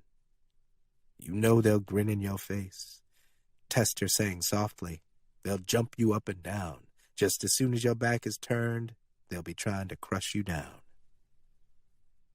His playing was interrupted only once. Robert Suidam came close and raised one hand to stop Tester's strumming. He leaned in until his mouth was an inch from the guitarist's ear. You're with me, then? Suidam asked. "I want to ask you before I address them. If I am Caesar, you are Octavius." Tester spoke, though his voice strained from all the singing, the words coming out a hoarse whisper. "To the end of this world," Tester said. "I'm with you." Robert Suidam stepped back and watched Tester's face solemnly. Tester couldn't be sure what expression his own face held. Had he said the right thing? He spoke the truth. It would have to do. Finally, Robert Suidam turned away, grinning to the crowd, and he slapped the top of the great chair forcefully. The men and women in the room became silent. When he sat in the great chair, the guests found places at the banquet tables. Suidam flicked his hand to send Tester away. No one allowed in the spotlight but him. Tommy wasn't sure where to go, so he walked to the far end of library and posted himself near the double doors. Then Robert Suidam leaned forward and spoke. "Some people know things about the universe that nobody ought to know, and can do things that nobody ought to be able to do," he said. "I am one of those few. Let me show you." Suidam turned to the tall windows. Night out now, and the lights of the bright library turned the panes into a screen, just as they had before. Tester watched the crowd of 50 gangsters. He wished to see their reactions as Suidam's magic played. "Your people are forced to live in mazes of hybrid squalor," Suidam began. "But what if that could change?" The image in the windows turned a deep green, the color of the sea as seen from the sky. So they were outside now? Suidam could do it just that fast? Tester lifted his hands and played, hardly touching the strings, no singing. Suidam looked up and seemed pleased.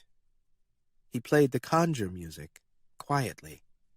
The crowd of rowdies never looked away from the windows, but the music and Suidam's words worked together, an even stronger spell. All the old man said 3 nights ago was repeated. The sleeping king, the end of this current order, its civilization of subjugation, the end of man and all his follies, extermination by indifference. When the sleeping king awakes, he will reward us with dominion of this world. We will live in the shadow of his grace, and all your enemies will be crushed into dust. He will reward us, the old man repeated, shouting now, and your enemies will be crushed. They shouted back. They clapped each other on the shoulders, founding fathers of a new nation, or even better, a world now theirs to administer and control. I will guide you in this new world, Suidam called, standing and raising his hands, and in me you will finally find a righteous ruler. They stamped and knocked over their chairs. They toasted Robert Suidam's reign. But Tommy Tester couldn't celebrate such a thing. Maybe yesterday the promise of a reward in this new world could have tempted Tommy, but today such a thing seemed worthless. Destroy it all, then hand what was left over to Robert Suidam and these gathered goons? What would they do differently? Mankind didn't make messes. Mankind was the mess. Exhaustion washed over Tommy and threatened to drown him. Thinking this way caused Tester to play a series of sour keys. Suidam noticed even if others didn't. He looked up at Tester sharply, but quickly his expression changed.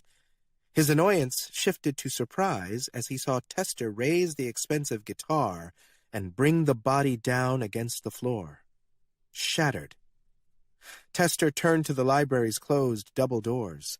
Suidam shouted, first a command, then a plea. Not yet, he called. Not yet, you ape! The old man ran toward Tester, but the rowdy guests got in his way. Robert Suidam watched as Charles Thomas Tester grabbed the 2 handles and pulled the doors open. Then, to Robert Suidam's horror, Tommy walked through them and shut the library doors behind him. Part 2. Malone. 10. Malone left Harlem quick. He wasn't returning to the Butler Street police station in Brooklyn, where he'd been detailed for the last 6 years, but out to Queens with Mr. Howard to return the stolen sheet of paper. Was it actually paper? The private detective had been hired to retrieve. The two men watched the Negro guitarist stumble off after being informed of his father's death. Then Malone made a point of thanking the Harlem detectives who called him in one more time. They'd reached out to Malone as soon as they took Mr. Howard's statement. It was possible Mr. Howard dropped Malone's name and a handful of bills to make this phone call happen, but Malone made sure not to ask. Malone arrived and was shown all the courtesy of a fellow New York City detective. He vouched for Mr. Howard's character, though in fact he thought very little of it, and soon enough the four men sat in the tester's kitchen, sharing tales about Harlem crime versus Brooklyn crime. Mr. Howard relayed stories of his scrapes as a lawman down in Texas long ago. They had a good time. In the back room, the body of the old Negro remained face down on the floor where he died. The man had been shot 11 times, propelled off his mattress and into a wall, but his old guitar hadn't been damaged at all. The only sign it even belonged at this crime scene was the blood that stained the neck of the instrument. As the four men sat in the kitchen, they agreed the guitar didn't need to be taken as evidence. Everything was settled as casually as that.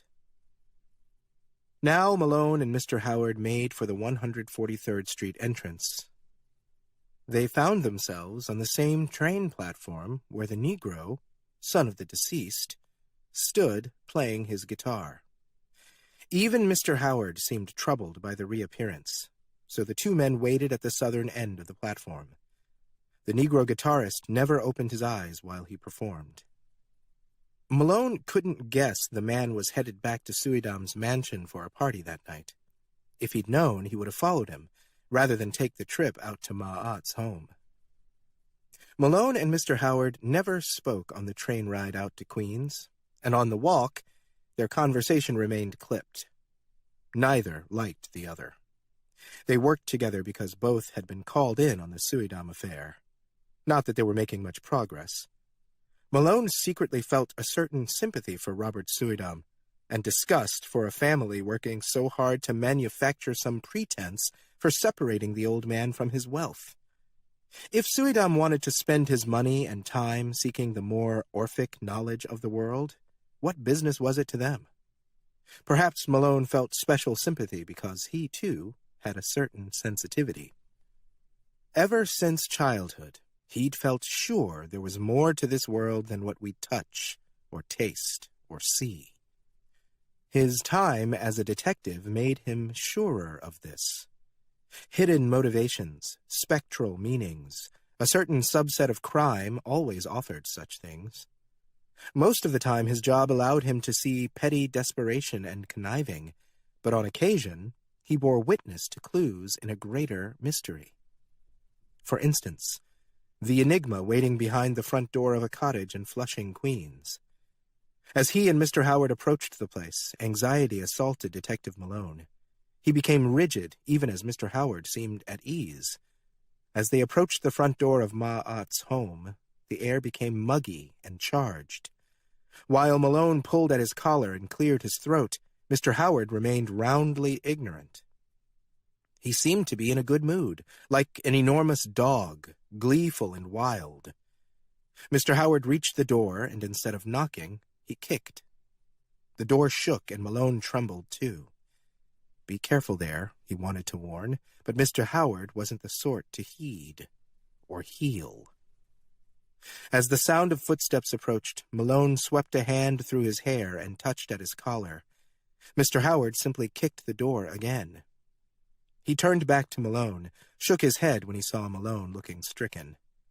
He pinched his lips as if he'd like to start kicking the sensitive detective. Then the door opened, and an old woman stood at the threshold. Mr. Howard spoke quickly. "You're not too fast on your feet," he said. "I was about to leave." Malone nearly gasped. Was it Mr. Howard's tone, his words, or the glimpse of the woman who'd opened the doorway just enough? Since Malone stood farther back from the house than Mr. Howard, he saw her silhouette inside. At the doorway, a stooped, slim woman had appeared, her nose prominent, hair pulled back tightly. But behind that woman, Malone swore he saw... what? More of her. Some great bulk trailed behind her, off into the distance of the gloomy front hall. Nearly anyone else, ones not so sensitive, so attuned, would have dismissed this as a trick of the shadows, a bit of bent light. Insensitive minds always dispel true knowledge. But Malone couldn't ignore the sense of her length, of largeness behind the figure of this woman at the door. Not a second presence, but the rest of hers. Malone brushed his hair back again, if only to disguise the quivering of his right hand. Meanwhile, Mr. Howard talked to the woman in his standard aggravated tone.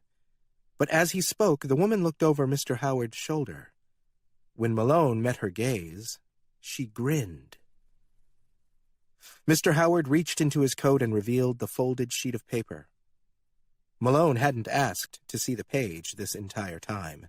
Not when they met up in Harlem, not when they waited on the platform, not on the train, nor on the walk here. The words of the Negro guitarist remained with him. "Don't you understand why I kept that page from her? Don't you understand what she can do with that book?"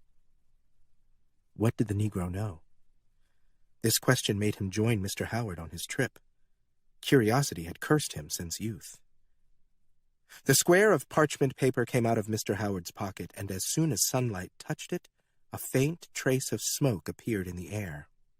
Malone smelled it before he saw it, a charcoal scent. Ma'at reached out into the light for it. She had an impossibly thin arm, skin the color of desert sand. She grabbed for the sheet, but Mr. Howard, to Malone's shock, pulled it back. "The United States is a country of commerce," Mr. Howard said. "Remember where you are." In the darkness of the house, something enormous rose, then swayed like the tail of a venomous snake. But Ma'at, the face she showed them, only smiled. She gestured for Mr. Howard to check the mailbox, and there he found an envelope. The private detective looked back at Malone proudly. Malone suddenly expected Ma'at to grab the big man with her tail. Could it be a tail? And pull him inside. But that didn't happen. Instead, Mr. Howard took the envelope from the mailbox and opened the flap to spy the cash. Ma'at leaned forward, her head and shoulders leaning past the threshold, her lips parted, gray teeth bared, as if to tear into Mr. Howard's neck. "Your name," said Malone. "I know I've heard it before." The woman, startled, looked at him, and pulled back into the doorway. She reached out in a motion too quick for either man to track. She slipped the sheet of parchment paper from between Mr. Howard's fingers, quick. Mr. Howard turned to her, and in one motion grabbed the handle of the revolver he wore on his shoulder. The envelope fell from his hand, and the money scattered across the front steps. A breeze carried some of the bills across the house's lawn. Mr. Howard scurried after the cash. Malone and Ma'at were alone at the threshold. "It's an Egyptian name, isn't it?" Malone said. "From what I understood, the woman with that name lived in Karnak." "Oh," she said. "And how much do you think you truly understand?" "Not enough," Malone admitted. The old woman nodded as if pleased by his answer, the deference in it. "What is that book?" he asked, so quietly he couldn't be sure he spoke aloud. "The Supreme Alphabet," Ma'at said. "Now you have every page," Malone said. "Come inside my home," Ma'at cooed. "I'll show you all the things I can spell with a little spilled blood." Malone shuffled backward to the sidewalk. He never turned away from Ma'at. He never blinked. She laughed once and slammed her door. He found Mr. Howard on his knees in the grass, counting his money. Malone ran off, actually sprinted, back to Brooklyn, back to his precinct.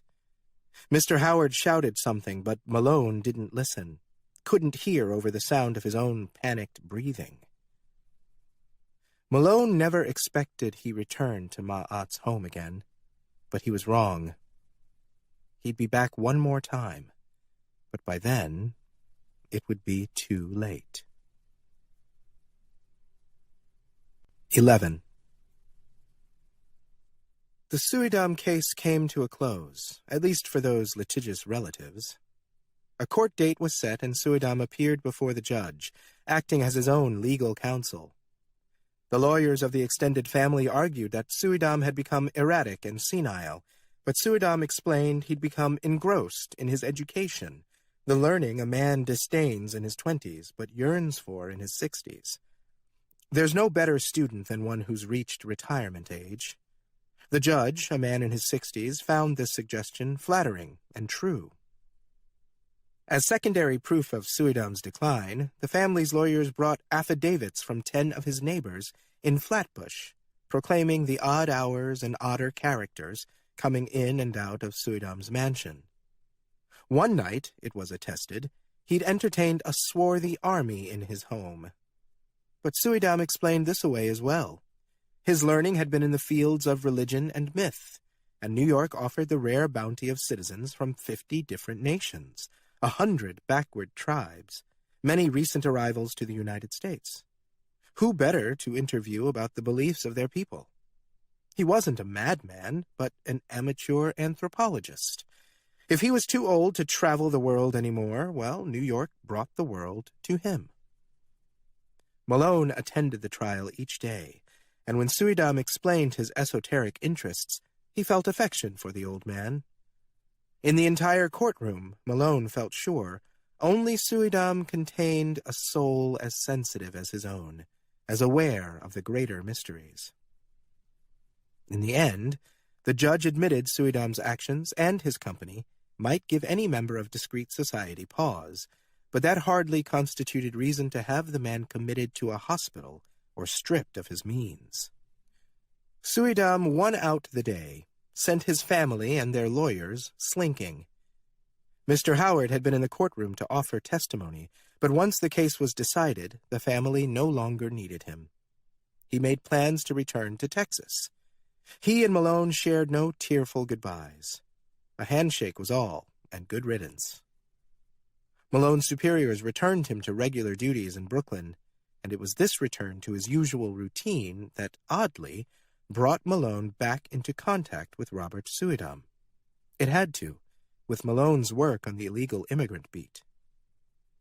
The legal immigrants of Europe, German and English, Scottish and Italian, Jewish, French, Irish, Scandinavian, all were welcomed through the immigration center on Ellis Island. A number of Chinese were permitted through this channel as well. But what about the rest? Malone's beat in Brooklyn brought him through neighborhoods thick with Syrians and Persians, Africans too. How did they arrive in Brooklyn in such hordes?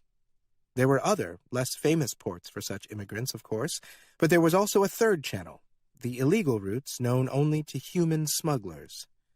Malone was concerned with this third path. It was his job, in fact. His superiors had him on the illegal immigrant beat before Suidam's case and returned him to it afterward. Of the police working at the Butler Street station, perhaps of all the cops in New York City, Malone might have been the sole one who didn't loathe the role. The Negro, Charles Thomas Tester, had been right when he spied Malone's notebook. All those symbols and sigils, and counted him as a seeker of secrets. What better place to unearth them than the foreigner-filled warrens of Red Hook? So Malone returned to the neighborhood. He'd missed the place. He doubted there was another white man on earth who would ever think the same. Robert Suidam, perhaps. These people, their superstitions and lowly faiths, were the lead a higher mind might transmute into the pure gold of cosmogonic wisdom. When Malone strolled the streets of Red Hook, he often found himself the one white man in the whole neighborhood. They were used to him there, and in this way he became invisible. They spoke freely around him, if not always to him, and Malone's notepad filled with their lore. The denizens knew he was an NYPD detective as well, which brought him protection on even the grimmest block. He also ignored petty crime. He never rousted the boys smoking fragrant cigarettes. He expended no energy breaking up the rooms where bootleg liquor was sold. Why would it matter to him if the men and women in those rooms risked blindness or death for inebriation? There were police squads keeping an eye on such activity. Raids came if a local political office was up for auction, and even then, after a few photos and the exchange of many dollars, the criminals were set free. In this way, Red Hook ran efficiently, its crimes quarantined. This was all society demanded of such neighborhoods. After a week back on patrol, Malone making conversation where he could, sitting quietly in diners, eavesdropping on adjacent booths, he heard one name repeated more and more often: Robert Suidam. Soon enough, Robert Suidam became the sole topic of conversation in the diners of Red Hook, heard from the clusters of clove-scented young men on street corners. Even the women who leaned out tenement windows and spoke to each other across streets and alleyways were invoking the name. Within weeks, it seemed as if all of Red Hook were speaking with one voice, repeating a single surname, chanting it: Suidam, Suidam, Suidam. 12. Malone took the initiative to travel out to Flatbush. A pleasant morning for travel, and a short walk to the Suidam mansion. Malone entered the grounds and climbed the porch steps. He knocked for a time, but no one came. He traveled the perimeter of the home, trying to spot a light, an open window, some sign of Suidam. But the mansion had the air of abandonment, a body after the loss of its soul. Finally, Malone found the windows of the great library. Though tall, Malone still had to stretch to peek in. The shelves of the library, every one, sat empty. Nothing in the room, save a single great chair, turned so its back faced Malone. His arms strained, pulling himself higher onto the ledge. In the shadow of the chair, on the floor, he saw a pair of shoes. At least he thought he did. Someone sitting there, or propped up? Malone grunted like some beast at the exertion of holding himself up. His arms trembling, his back tight. A shadow or the heels of a man's shoes? He wanted to tap the glass, but he needed both hands to balance. Then the shoes shifted slightly, as if the person in the chair— was someone really there? Was bracing to stand up. Malone's throat closed up. He strained, but held on. Now the chair in the room jostled. He was sure of it. The body in the chair rising. Malone threw his elbow on the ledge. How could Robert Suidam not have heard Malone at the window? What proof did he have that it was Robert Suidam at all? Malone heard a man's voice, or really more of a vibration, rippling through the thick panes of glass. Malone couldn't decipher the words, but sensed a mounting rhythm, an incantation. Then, Detective Thomas F. Malone got grabbed. One powerful grip on the back of Malone's coat. He fell from the window and back onto the grass. A pair of very young men in uniform stood over him. One officer kicked Malone in the ribs. The other squatted, brought a knee down on Malone's chest, thrust a hand through Malone's pockets. The officer found Malone's service revolver, but in the rush of discovery, didn't recognize it as such. "Gun," he said to his partner. "What else you got?" He shouted at Malone. The second officer kicked Malone again, barked about robbery, criminal trespass. Then the other officer, with his knee on Malone's chest, found Malone's detective badge. This changed the tone of conversation. For instance, a conversation actually began, as did apologies. The two patrolmen helped Malone to his feet. The one who'd done the kicking continued to apologize. But Malone only demanded a boost. The pair looked confused, but the kicker did as instructed. He hoisted Malone. Malone peered into the library. Not only was the figure in the chair gone, but the chair had disappeared too. 13. The next morning Malone returned to Red Hook, but now he found only silence. When he showed himself, the streets went mum. A curtain of silence fell between him and the residents. The young men on the corners huddled closer, opened their mouths only when it was their turn to inhale. The women hanging out their windows shut their lips when Malone passed. When he sat at a diner booth, the men, day-long regulars, paid their bills and fled. Seemed like all of Red Hook had been warned away from Malone. Was this because he'd snooped at Suidam's home? This meant Malone had to do something he detested. He had to consult the other police who worked Red Hook. Malone liked being a policeman, but he felt himself quite distinct from almost all the other cops. He'd tried, in his first 2 years on the job, to make friends with the other men, but they cackled when he broached the subjects that mattered most to him. Some even tried to have him thrown off the force. Poets should be dreamers, cops should be rough, that kind of thinking. And so Malone had retreated into himself, a kind of shut-in's existence, even as he attended roll call meetings and occasionally shared information with other officers for a case.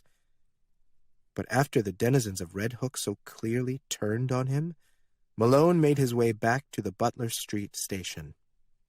He found the officers on foot patrol. He had every expectation they'd make him suffer humiliations before sharing any Red Hook news, but, in fact, the pair he found at the station, starting a shift, had been looking for him. They looked scared as they spoke with Malone.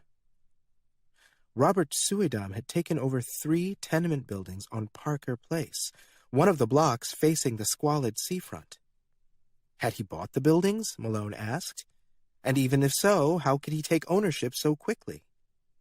The patrolmen had no answers, only more startling news to share. In a single night, every tenant fled these 3 buildings, fled or was put out. In their place arrived Robert Suidam and enough books to fill 4 libraries. An army came, too, perhaps 50 of the worst Red Hook ever knew. All this moving done without a single truck on the street. Overnight, every window of each building had been blocked with heavy curtains. The property had been overtaken by the local demigods of crime and debauchery. Something worse than the patrolmen ever experienced brewed at those premises, all in the service of Mr. Robert Suidam. Last, they added word of a second-in-command, Robert Suidam's sergeant, a Negro heretofore unknown in the crime logs of Brooklyn. He acted as Suidam's mouthpiece, giving orders when the old man wasn't around. "Black Tom is what they call him," one of the patrolmen said. "Everywhere he goes, he carries this blood-stained guitar." Malone didn't realize he'd fainted until the patrolmen were helping him up. 14. Malone left the patrolman and went directly to the waterfront. He knew Parker Place, perched himself on a stoop at the corner. But Malone forgot he was no longer the tall, gaunt detective the denizens of Red Hook tolerated in their crowds. Word had been spread. As soon as he sat on the stoop, took out his notepad, the tenants of that building shut themselves inside. Boys on the nearby corners darted away. The locals evacuated in the time it took for him to take out his ink pen. Nothing could be more conspicuous around here than a lone white man perched on a stoop. He stood, but before he'd even reached the bottom of the stairs, the groan of a wooden door opening played on the emptied street. The Negro from Harlem appeared from one of Suidam's tenements. Malone leafed through his notepad. Charles Thomas Tester, that was the name. Despite what the patrolman said, he did not carry a blood-stained guitar now, and this relieved Malone more fully than he could explain. "Mr. Suidam asked me to come greet you," the Negro said. "Do you remember me?" His demeanor, even his voice, was greatly changed from when they'd last met.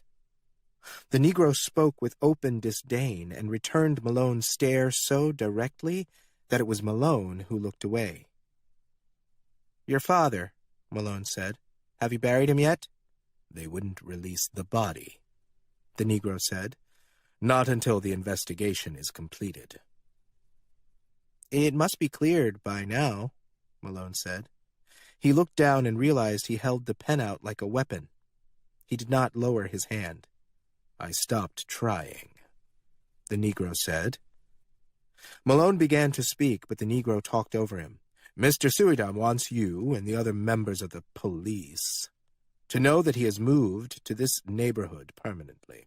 He won't be returning to Flatbush." Now the Negro watched Malone with the glass-eyed interest of a cat stalking a bird. Malone looked back to his notebook to escape that gaze. "As he's doing nothing illegal, he expects to be left alone," the Negro said. "We'll decide when to leave him alone," Malone said coolly, "and we'll decide the same about you."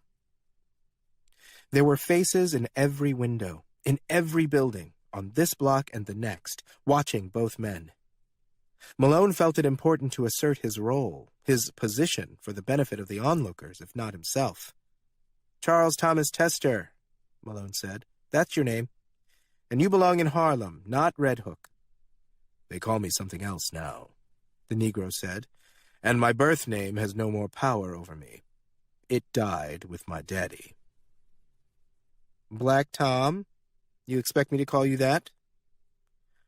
The Negro didn't respond. He simply watched Malone patiently. "I don't want to see you here anymore," Malone said. "I'll let the foot patrols know that if you're found anywhere in Brooklyn, they're to pick you up. I can't promise you'll be in good health by the time they put you down again." Black Tom looked up at the buildings on either side of the street.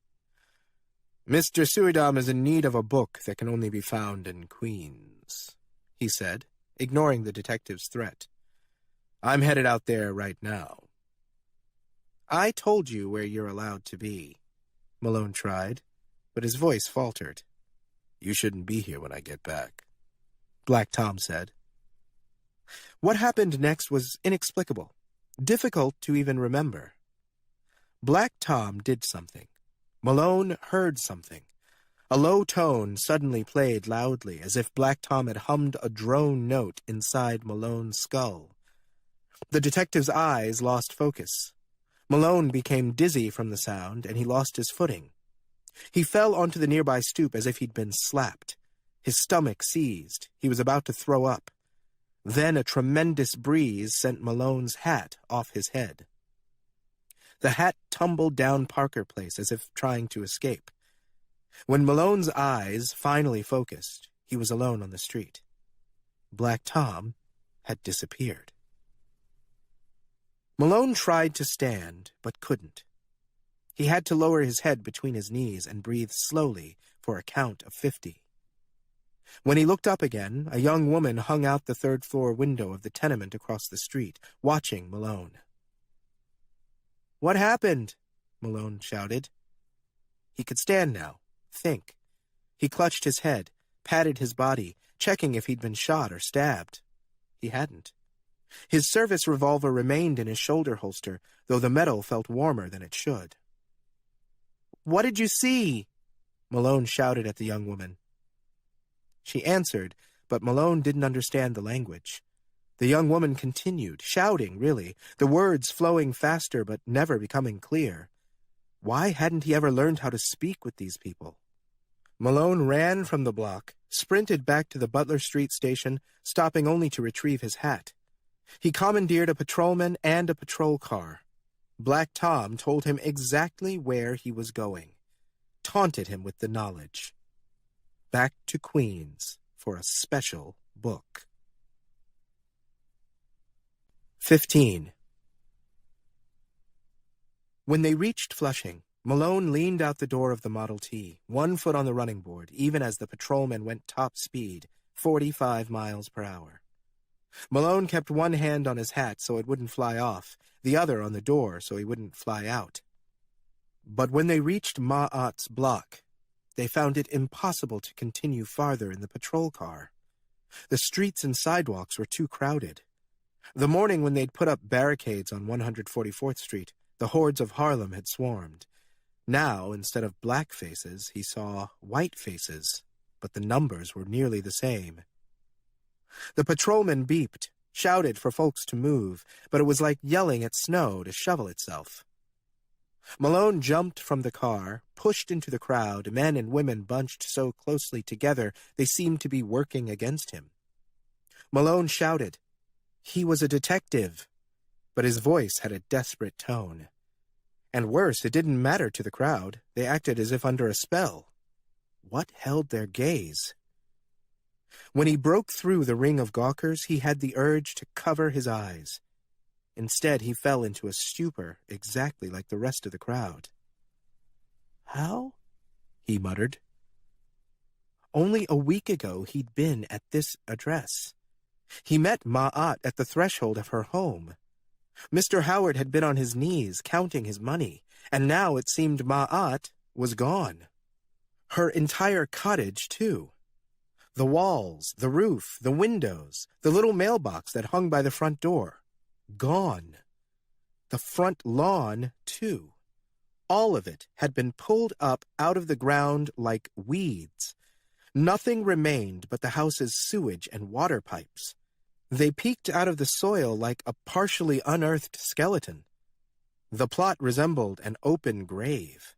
How? Malone said again, but nothing more. Malone scanned the area for debris. Perhaps the house exploded. No debris. The cottage had disappeared. Malone recovered and realized he was the first officer on the scene. He turned to the crowd. What had they seen? He asked. No one replied. They remained mesmerized. Malone shook a few at the front of the crowd, but they couldn't explain what had happened to the house.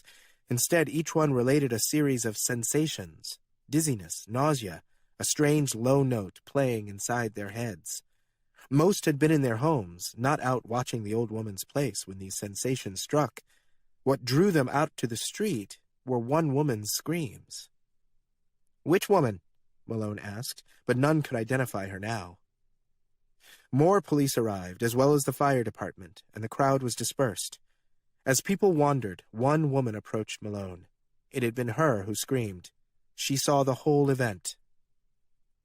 "A Negro walked into the house," she said. "I watched him from my window there." She pointed across the street. "I was concerned because we have 2 children. I want them to be safe." "Of course you do," Malone offered. "It's only right." The woman nodded. "He walked right up to the house, and the old woman let him in. That was surprising to me. You see, she's never been too sociable, not with anyone around here. But she let that sort in? My girl started crying in the kitchen, but I couldn't stop watching. I was so curious." She caught herself, looked to Malone again. "No answer you give will seem strange to me," he said. She looked to the empty plot. "That Negro came back out of the house with something in his hand.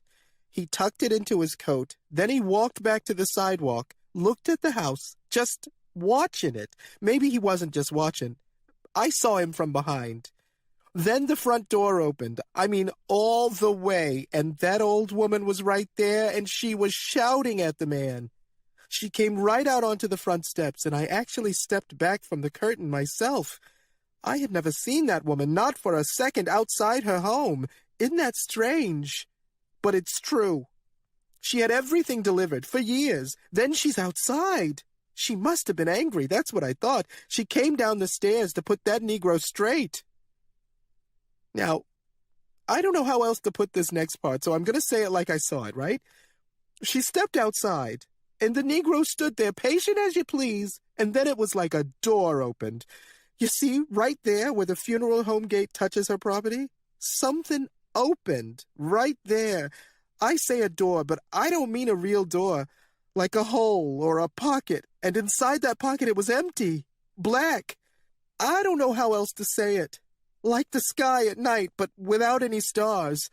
And the whole time my Elizabeth is crying in the kitchen.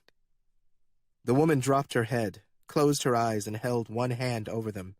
"Then that nigger, he just—" Here she looked at the plot of land, extended her left arm. She swept her hand, a brushing gesture. "He goes like that, like someone shooing a cat out of the house.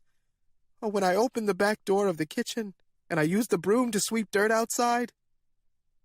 "Outside," Malone repeated. His lips felt dry. "And then I couldn't keep my eyes focused, and I felt quite sick. I heard this sound deep behind my eyes. I'd been letting my daughter cry on and on. Now, why would I do that? I'm not that kind of person. Then when I could focus again, I mean, without being dizzy, I see that man on the sidewalk, but he's alone now. I mean, the house is gone, and the grass is gone, and that old woman, gone." "And the door?" Malone said. "The hole you saw." Now she held her chin, looked to the spot. "Well, I guess it was gone, too. I wasn't thinking straight. I ran outside. Can you believe it? I was going to catch that Negro myself if I had to. But by the time I opened my front door, he'd gone. I stood in the street, screaming. It was that, or I thought my head would burst with what I saw." Black Tom had the book, which meant Robert Suydam would soon have the book. Even worse, Black Tom had done away with Ma'at somehow, with the sweep of his hand. If a mere lieutenant could wield that much power, what havoc could Suydam cause? Malone felt suddenly, entirely small. "And your daughter?" Malone asked. "Was she all right?" The woman grinned, shook her head. "Cried herself to sleep right there on the kitchen floor. She'd been trying to reach the jar of peppermints." Malone returned to the patrol car. He waved the patrolman over, and the two of them drove back to the Butler Street station. Malone spoke of what happened at Ma'at's home in vague terms. Property damage, missing persons, grand theft. He said nothing of what the woman had witnessed. His superiors would have spent hours interrogating the statement, disbelieving for days. And Malone felt sure they did not have days to waste. Already, Black Tom had likely brought the book to his master. Malone must scheme a way to get the entire New York City police force over to Red Hook with him. He went to his superiors. Malone claimed Suydam and Black Tom were bootlegging in the basements of the 3 tenement apartments and housing illegal immigrants from the most unwanted of nations. Finally, he added, the Negro likely kidnapped the old woman and dragged her back to a dusky tenement basement to commit crimes of a degraded nature. Malone's bosses were duly motivated. Within the hour, the concentrated forces of 3 different stations were gathering, an army off to battle. 16. The practical reality of moving nearly 75 police officers and the equipment needed for a full-force raid meant squadrons didn't arrive in Red Hook until evening. By then, there were reports that 3 children had been kidnapped and were being held in the tenement buildings overtaken by Robert Suydam. The children were reported as blue-eyed Norwegians. Mobs were said to be forming among the Norwegians in the neighborhoods closer to Gowanus, and the police needed to reach Parker Place first. Ethnic wars would become a problem if they spilled out of Red Hook. When the force arrived, they cut off access to the street. 3 Model Ts parked at angles at either end of the block, just as had been done on 144th Street in Harlem. 2 emergency services trucks were parked in front of Suydam's tenements. The residents in the adjoining buildings needed no warnings, no pleas to leave. They evacuated before police had pulled their parking brakes. These residents gathered on the other ends of the patrol cars, lining the stoops of the homes on the next blocks. All of Red Hook attended this event. Locals climbed to the roofs of their buildings or leaned out their windows to bear witness. They all saw what the police were unloading from the emergency services trucks. Theodore Roosevelt became president of the Board of Police Commissioners in 1895, and though serving for only 2 years, he began the process of modernizing the force. As a result, the officers had a bevy of weapons as they prepared to take the 3 tenements. Each man wore his department-issue revolver, but now, from the rear of the emergency trucks, an arsenal appeared. M1903 Springfield rifles, M1911 Browning high-power pistols for those who wanted to go in with a gun in each hand. 3 Browning Model 1921 heavy machine guns were set up on the street. Each required 3 men to take it down from the trucks. They were set in a row. Each one's long barrel faced the front stoop of a tenement. They looked like a trio of cannons, better for a ground war than breaching the front doors of a building. When the 1921s were set down, they were so heavy, chips of tarmac were thrown in the air. At the sight of the heavy machine guns, the whole neighborhood gasped as one. These guns were designed to shoot airplanes out of the sky. Much of the local population had fled countries under siege, in the midst of war, and had not expected to find such artillery used against citizens of the United States. The 1921s gave Malone pause, but what could he do? He'd called the forces in, and now they were loosed. He took his place and waited for the call to charge. The order came quick. Malone watched the first wave of officers storm the tenement entrances. The windows of each building on every floor remained shaded and dark. Officers entered each building shouting, hoping to cause terror and surprise. In moments, the sounds of interior doors cracking open could be heard. The neighborhood watched the police work. Some looked curious, others sorrowful, but many were excited. The young men, in particular, thrilled at the violence. Boys cheered as the officers tore through the apartments, though the only side they were on was chaos. Soon the sun set, and then it was night. Malone finally took the stairs of the leftmost tenement, the one he'd seen Black Tom exit from that morning. While other police searched for illegal immigrants and kidnapped white babies, Malone went to find Robert Suidam. Up the stoop and into the lobby went the detective.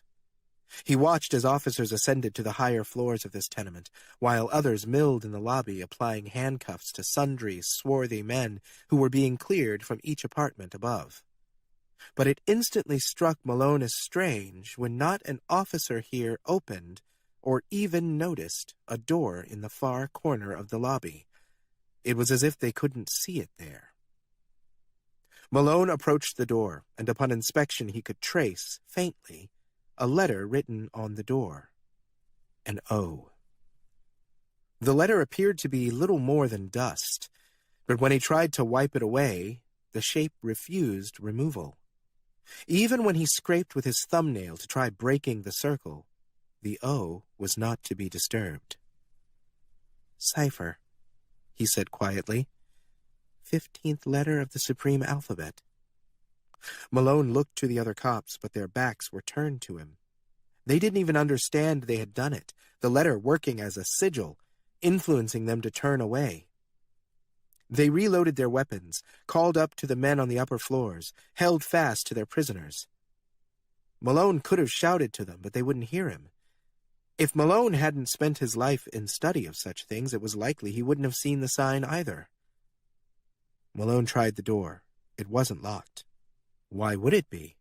No one but Malone could detect it. Feeling anxious, he pulled out his revolver. When he opened the door, he nearly shrieked with shock. Black Tom stood on the other side of the door, but behind the Negro, it was Robert Suidam's home. Though Malone had only seen the library from the outside, through the grand windows, he recognized the walls with inset shelving. When he'd peeked this morning, those shelves were empty, but now they were quite full. Black Tom returned Malone's amazed gaze. He looked immeasurably younger, or more innocent, there in the doorway. He held a guitar in one hand, not blood-stained. Malone felt so overwhelmed that by instinct he began to pull his trigger, but before he fired, Robert Suidam ran into view and slammed the door shut from within. Malone took his finger off the trigger, then looked back to the other cops in the lobby. Even this hadn't stirred their interest. Powerful magic at play. He grabbed the handle of the door once again. He stepped to the side so he couldn't be directly in the path if something strange greeted him again. But this time, he found only a dark stairwell leading down into the basement. Malone slipped his revolver back into his holster. He entered, and a rush of heated air came at him like a great beast's breath. The stench of river water made his face burn. He stood at the top of the basement stairs and squeezed the door handle. Turn around and get out. That was all he had to do. "Don't hide your eyes now," Robert Suidam called from the basement. "If you are indeed a seeker, then come find true sight." These words played at Malone like a taunt, and he closed the door behind him. When he touched the bottom stair, Malone reached inside his coat. One pocket held his revolver, the other his notebook of arcane learning. Malone wasn't sure which he'd meant to retrieve, which offered greater protection in this space. He chose the notebook this time. The tenement's basement had been expanded. Walls torn through from this building to the next. Rubble remained in piles on the ground, half a dozen sledgehammers in a corner. The basements of all three tenements had been broken through, so now they formed a single grand space. Kerosene lamps stood on the ground at intervals, offering Malone a dim impression of the great room. Hadn't Suidam and his people moved in not even 2 days ago? This was the work of many men over many months. The magnitude of the labor alone made him shudder. He did see one item he recognized. A great chair sat at the farthest end of the basement chamber. Not 12 hours ago, that chair had been in the library of Robert Suidam's mansion. The chair was turned so its back faced Malone, and even from this distance he could see it was elevated somehow, maybe on a mound of dirt, so it resembled a high altar. The basement became a twisted tabernacle, church of a corrupted god. In the middle distance, a shape moved out of the shadows. A man. The detective hadn't seen this man since his appearances in court, and now here he was, hands in the pockets of the same waistcoat he'd worn to argue his mental capacities.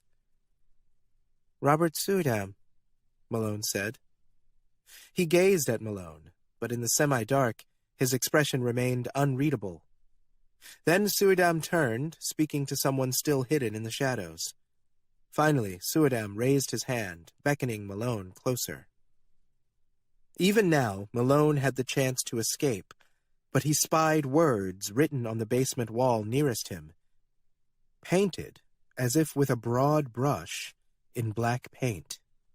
The paint dripped, so only some of the words remained legible. Malone found his pen, opened his notebook, and transcribed what he could. Gorgo, Mormo, thousand-faced moon. There was much more, but in this poor light, Malone couldn't read it all. "I can explain, if you like," Robert Suidam said. He'd moved closer, so quietly, stood close enough to touch Malone's arm, or cut his throat. The smell of river water came strongly, the soiled odor of muck. Malone looked down to see if the basement had flooded at some point, but the ground remained dry. Suidam himself carried the scent, not on his clothes, but from within. The old man breathed, and a wave of river rot reached Malone. From here, Malone could make out Robert Suidam's features more clearly, in particular his eyes, which bore a weakened light, as if the man had aged 100 years since Malone watched him stand before that judge. Suidam reached for Malone's arm, but the touch was strange. Instead of holding Malone tight, Suidam almost shoved the man away. "I'm all done in there, sir." Black Tom. He stepped out from the middle distance, holding a bucket in one hand and in the other a horsehair brush. The brush dripped with dark paint. "I've done it as you ordered," Black Tom said, spelled out a welcome. Suidam let go of Malone and turned to Black Tom. "None of this could have been done without you," he said. "I only serve," Black Tom said quietly. The smell of the bucket reached Malone, an overpowering odor of wet metal. The bucket was filled with blood. The words on the walls painted with it. This is the moment when Detective Malone might have found the revolver in his pocket and killed both these men. Not a soul would have blamed him. But he didn't do that. Why not? Robert Suidam grinned. "You want to see what more there is." Malone nodded once, almost ashamed. "Yes, I do." Robert Suidam sighed. "It is the way of men like us. We must know, even if it dooms us." Then he turned and bumped into Black Tom, who'd been hovering close behind. Black Tom dropped the bucket. It clanged when it landed. The remaining blood splashed out, leaving a stain across the basement floor. The empty bucket rolled over twice. Black Tom ran after it. In that moment, Robert Suidam grasped Malone again at the elbow. Black Tom squatted, the horsehair brush still in one hand. He turned the bucket over. "It's all gone, sir," Black Tom said. "Oh, yes?" Suidam answered, and his voice broke. "But I was nearly finished anyway," Black Tom said, then added, "Sir." Suidam let go of Malone and dropped his head. "Then, I suppose it doesn't matter." "I suppose not," Black Tom agreed. "No, sir." Suidam raised one hand, gesturing for Black Tom to step aside. Malone and the old man walked together, farther along the basement. More words on the walls. Malone read some of them aloud. Justice, Queen, Born, Self. Now Suidam spoke the next two words. Wisdom, Unknown. "The supreme alphabet," Malone said. "Almost," Suidam answered. "One last letter is all that's left. And then—" The old man's voice sounded weary, where Malone would have expected him to be rapturous. From the street, as if from a distance of miles, Malone heard the shouts of his officers, then the unmistakable reports of gunfire, pistols first, and then rifles. "It's beginning, sir," Black Tom said. His voice, in contrast to his master's, rippled with glee. Malone watched Black Tom. When he turned his gaze back to Robert Suidam, the old man stared at the detective balefully. The sounds of gunfire on the street escalated. Onlookers howled and screamed. "You should see the rest before all this is over," Black Tom said. "Go over by that chair." Then Black Tom pushed Malone toward the great chair at the far end of the great room. Malone didn't argue or take offense. He moved forward, eagerly. Malone moved toward the great chair. His legs became stiffer, his feet heavier, and his mind swam as if through a murky pool. Was this merely fear and curiosity, or had the atmosphere actually changed as he moved farther through the room? Behind him, Robert Suidam spoke, but the words were difficult for Malone to hear. "The Sleeping King!" Was that what Robert Suidam had shouted? From the street, the sounds of heavy machine guns shredded the air. Not one, not two, but all three 1921s, all at once. Malone couldn't be sure he'd heard anyone shooting from within the tenements. But why else would the police open fire? How long would these tenement buildings stand up to a trio of anti-aircraft guns? A cataclysm was happening on Parker Place, and below ground the air here smelled of sewage and smoke and the threat of divination. "He waits outside," Robert Suidam shouted. "Not a distance of miles, but dimensions. The Sleeping King rests on the other side of the door. He will be roused by a man of unwavering intent." "I suppose that's you," Malone shouted as he approached the chair. A figure sat in it.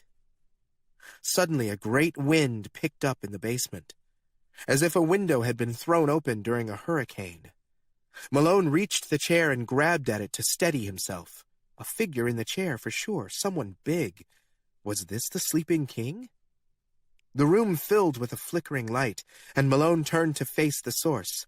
When it flashed, every corner of the chamber became visible, every shadow dispelled. Malone looked back to see Robert Suidam and his servant Black Tom in the middle of the basement, and behind them, a pocket opened. A door. He no longer saw the basement stairs leading up to sidewalk level. There was, instead, a great bubble of darkness that was not pure darkness. Through this door he peered into the depths of a fathomless sea, and in that sea, the outline of something enormous, impossible to reconcile with his rational mind. "I tried to warn you," Robert Suidam shouted.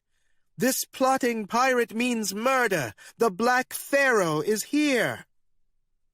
The heavy machine gun fire continued on street level, 1,000 rounds, maybe more. The ceiling of the basement fragmented. Dust fell. The police were tearing the building down with their Browning 1921s. Not enough to arrest the men inside. The tenements themselves were being razed. Malone clung to the great chair as though it was a dinghy in a storm-tossed sea. The seated figure, still in shadows, troubled him less than what he saw next. Black Tom raised a hand in the air, and something silver caught the light. He pulled a razor across Robert Suidam's neck. Black Tom cut the old man's throat. Suidam collapsed, screaming. Malone hadn't realized a man could scream with his throat slit, but now he knew it was possible. Behind this murderous scene, the great door continued to open. The deep hole in existence expanded. Malone moved around the side of the great chair. He dropped his notepad and fumbled for his revolver. He went down on a knee and looked at the profile of the figure in the chair. He knew this man. He almost choked on his words. "Mr. Howard," he whispered. The private detective sat in the great chair. Even in death he wore an expression of anguish. The top of Mr. Howard's head had been torn off. Mr. Howard had been scalped. The skin near the top had curled and slipped. Malone shivered at the gray horror of exposed skull. Malone's hand found the revolver in its shoulder holster. Black Tom stood over Robert Suidam. The razor was still in his right hand, but he raised the left where he clutched the item Malone had taken for a horsehair brush. "I had to be resourceful," Black Tom shouted. "Mr. Howard proved quite useful when it came time to paint. At least a part of him did." Malone steadied himself and gave a quick pat to Mr. Howard's knee. A death like this was not deserved by any man. Malone rose to his feet. Black Tom moved closer to the great chair. Malone willed his hand to bring out the pistol. Above their heads, plaster crumbled and fell. Robert Suidam, meanwhile, had yet to die. Gone to his knees, stooped forward, clutching his cut throat as his essence spilled between his fingers. He howled in bewilderment more than pain. "Even now he can't imagine he won't triumph," Black Tom said, gesturing to Suidam. The Negro held the razor loosely, a casual killer now. His fingers were slick with blood. He looked at the ceiling. "They'll bring this place down on top of both of you." "Us," Malone said, hand still inside his coat. "Down on all three of us." The portal remained open, and despite himself, some part of Malone reveled at the sight. His eyes adjusted. He was looking upon a city, lost to the ages, at the bottom of the sea. And in the midst of this decaying metropolis he saw a figure as large as a mountain range. "Listen now," Black Tom said, pointing up at the ceiling, the maelstrom of gunfire and shouting on the street. "This is a song my mother and father never taught me. It's one all my own." The heavy machine guns continued to rattle. How much more ammunition could they have left? The screams of the locals combined as if it were a single instrument playing alongside the 1921s. And Robert Suidam, the poor devil, continued to live. He shrieked and his blood showered through his clutched hands. Each of these sounds were layered, one on top of the other, one with the other.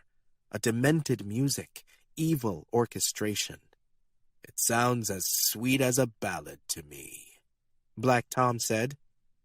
"You killed the old woman," Malone said. "Ma'at." "She can't be killed," Black Tom explained. "But she was dispatched." "I'm an officer of the law. Don't you understand the consequences if you hurt me?" "Guns and badges don't scare everyone," Black Tom said. "How?" Malone asked. "How can you do all this?" "Suidam showed me such things were possible. But the old man didn't have the character to see it through. I had to be the one to walk through the doors and greet destiny. Suidam proved to be like any other man. He wanted power, but the sleeping king doesn't honor small requests." "So why are you doing it?" Malone asked, sounding like a bewildered child. "If not for power, then what could be the point?" Black Tom slapped one hand firmly on the back of Malone's neck. Malone had never felt John's handshake. It was painful. Black Tom guided him away from the chair. As they moved, Black Tom kicked it over, and Mr. Howard's body splayed out onto the ground. "I bear a hell within me," Black Tom growled, and finding myself unsympathized with, wished to tear up the trees, spread havoc and destruction around me, and then to have sat down and enjoyed the ruin. "You're a monster, then," Malone said. "I was made one." They moved toward Robert Suidam, who continued to gasp, but had lost so much blood he'd fallen face first to the floor. He gurgled like a drain. Black Tom marched Malone toward the portal, and Malone felt the sudden conviction Black Tom would throw him in, push him through. Malone feared drowning in that distant sea less than he did being any closer to that murky, doom-drenched elder city and the beings sprawled among its ruins. "No," Malone whispered. "Don't send me there. Don't send me there." "I thought you were a seeker," Black Tom said. "Well, here it is." Black Tom forced Malone down to his knees. They were 10 feet from the portal. The great wind that blew through smelled not of the ocean, but of deep corruption. It howled, and Malone's senses reeled, pummeled by a repulsive wisdom. "Words and music," Black Tom said, speaking right into Malone's ear. "That's what's required for this song. You can hear the music above you, but the words are not all done. One more letter needs writing, but I could use a little more blood. Would you like to help me with that?" Through the portal, amid the ruins of the sunken city, Malone perceived the figure's enormous features. A face, or the perversion of one. The upper portions of its visage smooth like the dome of a man's skull, but below the eyes the face pulsed and curled, tentacles, tendrils, eyelids the size of unfurled sails remained blessedly shut, but they quivered as if to open. "No more," Malone wailed, closing his eyes. "I don't want to see." Black Tom brought one arm around Malone's neck and squeezed tightly. "My daddy's name was Otis Tester," Black Tom whispered. "My mother's name was Irene Tester. Let me sing you their favorite song." Malone pulled at Black Tom's arm with one hand, but with the other he tried for his gun again. Even as Black Tom choked him, even as Black Tom sang, Malone kept one portion of his mind rational in the midst of so much madness. "Find the pistol. Use the pistol. Don't you mind people grinning in your face?" Black Tom sang softly. "Find the pistol. Use the pistol. Don't you mind people grinning in your face?" Malone's hand found his coat pocket and slipped inside. He gripped the revolver. "I said, bear this in mind. A true friend is hard to find," Black Tom cooed. Malone's hand came out with the gun. He had only to raise it and pull the trigger as many times as he could. From this close he would be deafened, perhaps permanent damage, but Black Tom would be defeated, and this mattered most. Black Tom grunted. Suddenly he was doing something to Malone's face, but Malone couldn't understand what it could be. As Malone's hand rose, a new sensation crippled him. He'd been set on fire, so it felt. A burning pain whose cause he couldn't locate. He only knew it was agony so bright the world seemed to flare around him. He howled as animals do, and the hand holding the pistol shot out against his will. The pistol fell from Malone's hand and flew through the portal into that distant sea. Malone screamed and let go of Black Tom's arm. He batted at his own face as if he might swat away his torment. Black Tom grunted again, and Malone's eyes became wet. Something was being done to Malone's eyes. A tugging sensation as if Malone's face was being yanked off. Black Tom held a straight razor in one hand, and it was slathered in blood. Black Tom had cut off Malone's eyelids. "Try to shut them now," Black Tom said. "You can't choose blindness when it suits you. Not anymore." Through the portal, Malone witnessed, against his wishes, the moment when a mountain turned to face him. Its eyelids opened. In the depths of the sea, a pair of eyes shone as bright as starlight. Malone wept. Then the vision washed away. Malone's blood clouded his perspective. For the first time, the firing of heavy machine guns was drowned out by new destruction. The middle tenement came down. This caused the other two to topple as well, collapsed. To Malone, the whole world sounded as if it had cracked in two. Black Tom finally let go of Malone, and Malone fell to the basement floor. He whispered one last thing into the detective's ear. Robert Suidam lay 5 feet away, finally dead. Malone made out the figure of Black Tom crouching beside him, dipping one finger into the detective's blood, then spelling something on the ground, directly before the portal. When Black Tom finished, the doorway closed. The basement stairs leading up to the street became visible again. The door at the top of the stairs crashed open, and 6 police officers stumbled down.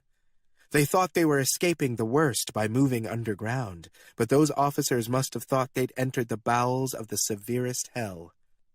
They escaped a collapsing tenement building only to find an abattoir. The corpses of 2 white men, the tortured form of Brooklyn's own Detective Malone, the walls and floor smeared in blood, and one Negro standing tall in the middle of it all. 2 of the officers turned to run back up the stairs, but the collapsed mortar and brick above made this impossible. The other 4 immediately raised their guns, rifles and pistols, taking aim at Black Tom. Black Tom walked toward them with his straight razor held above his head.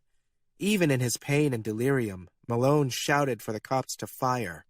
A cry of bloodlust, the last 2 officers joined their brothers back at the bottom of the stairs and drew their service revolvers. Those 6 men fired 57 rounds at Black Tom.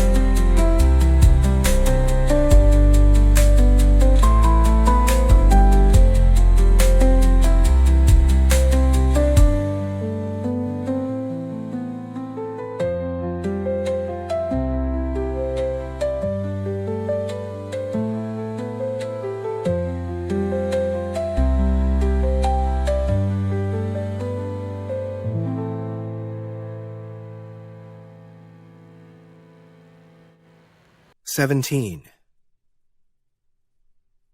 Detective Thomas F. Malone survived the horror at Red Hook and received the department's highest honors once released from the hospital 6 weeks later.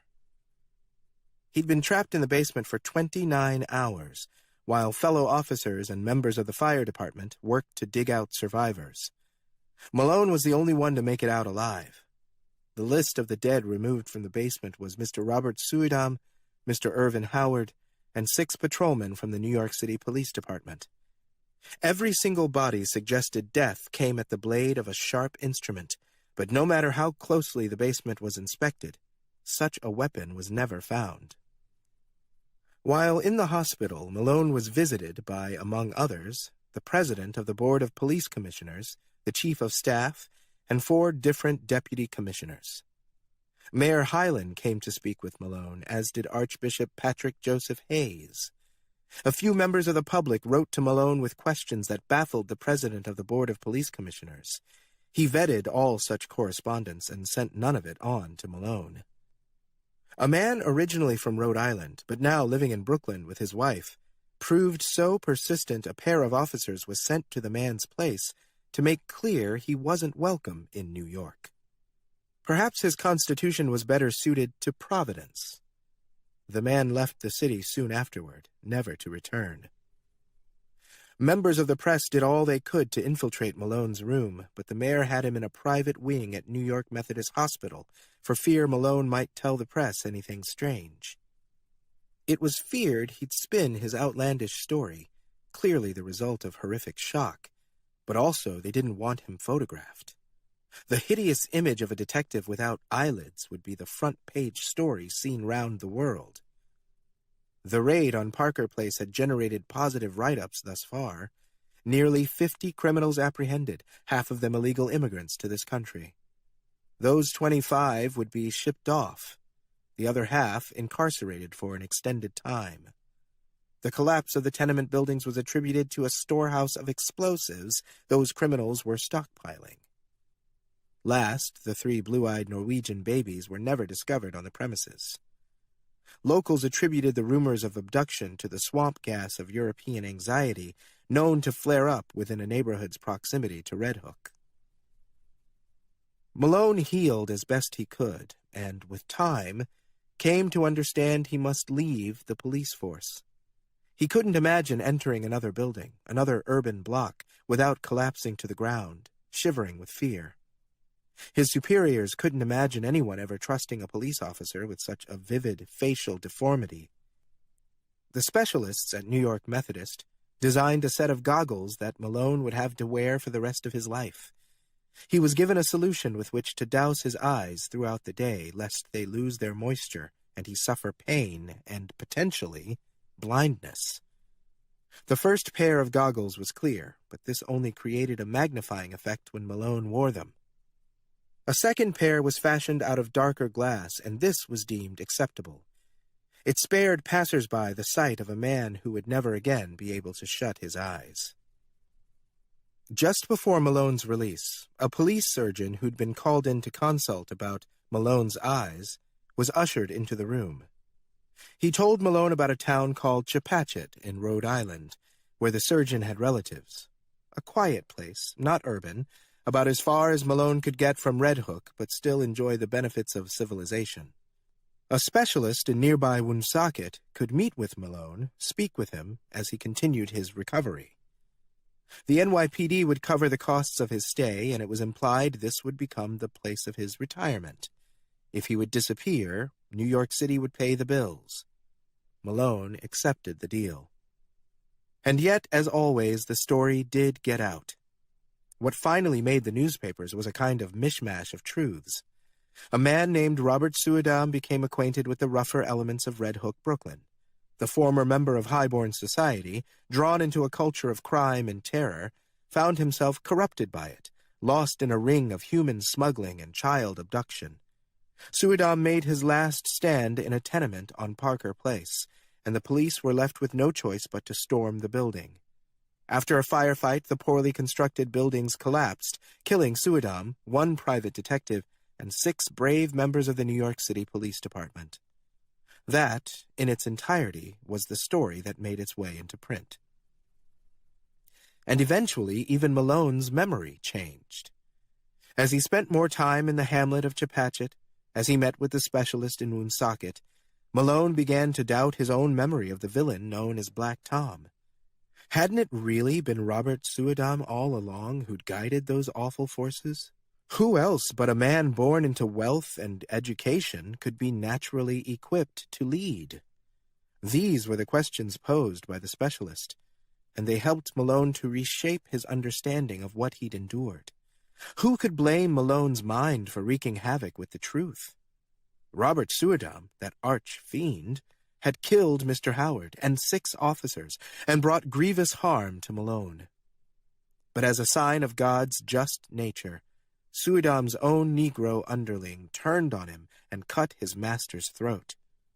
Wasn't this, no matter how horrible, more likely to be the truth? Negroes simply weren't that devious, the specialist explained. Their simplicity was their gift and their curse. At the start of his time with the specialist, Malone would counter with the obvious question, where then was the body of the Negro in the rubble? But the specialist waved such concerns away. Wasn't the site still being cleared even 2 months later? Sooner or later the Negro would appear. And of course, that was what Malone feared most. "You are saved," the specialist said during one session. "What has cast such a shadow upon you?" "The Negro," Malone replied, but this was not a pleasing answer. There was a story the specialist wanted, the same one told by the newspapers and by every official with whom Malone had been in contact. Imagine a universe in which all the powers of the NYPD could not defeat a single Negro with a razor blade. Impossible. Impossible.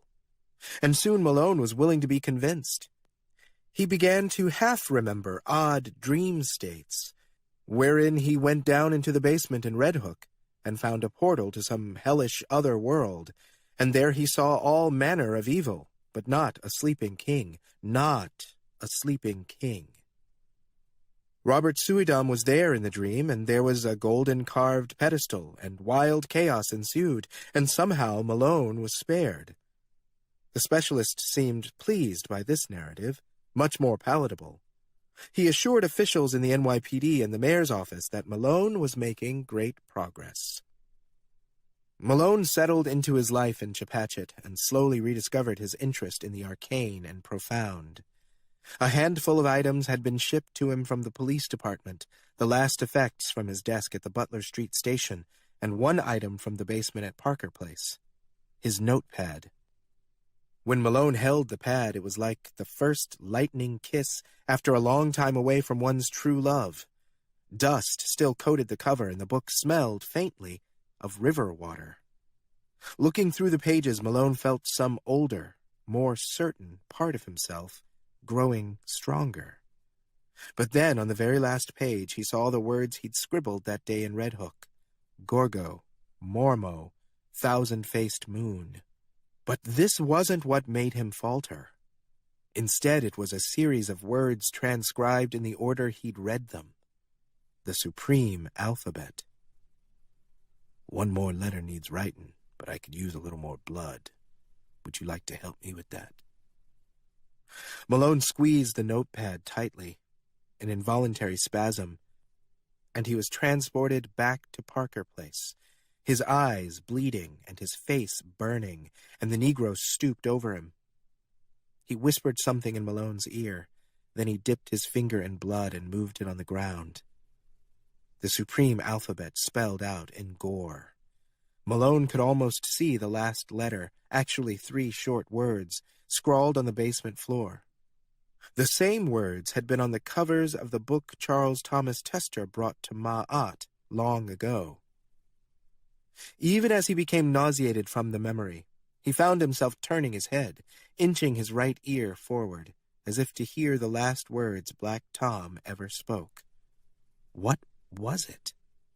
Only one line, but there in the little cabin in Rhode Island, where he'd made his new home, the words would not come to him. Instead, the modest space began to crowd him as it had never done in the months he'd lived there.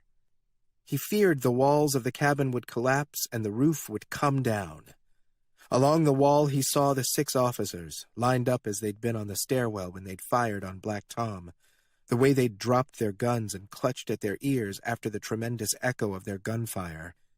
And then Black Tom appeared at the top of the stairs, as if he'd just stepped in from outside, and moved down the line behind them, cutting each man's throat in turn, all too confused to realize they'd been murdered.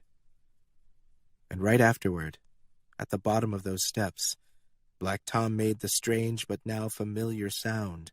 A long, low tone, and a blast of fetid air coursed through the basement. He didn't even need the protection of Robert Suidam's library in order to move through time and dimension. He'd become a star traveler in no need of a ship. Then Black Tom, the former Charles Thomas Tester, walked through the portal he went out.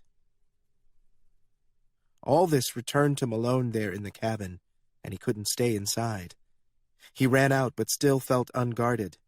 He walked down the Chepachet Road, out of the hamlet, to the nearby village of Pasco, slightly more urban with its tiny downtown, a handful of taller buildings. Malone told himself he'd come here to pick up some magazines, maybe eat lunch, but none of this was true.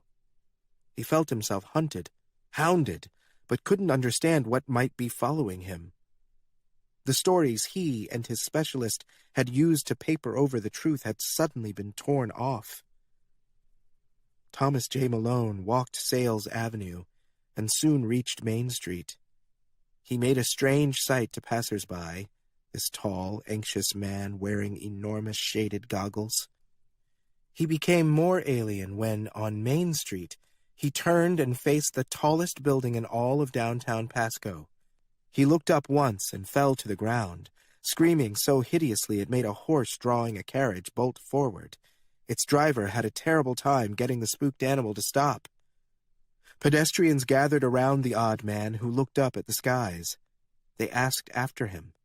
A child was sent to fetch the local sheriff.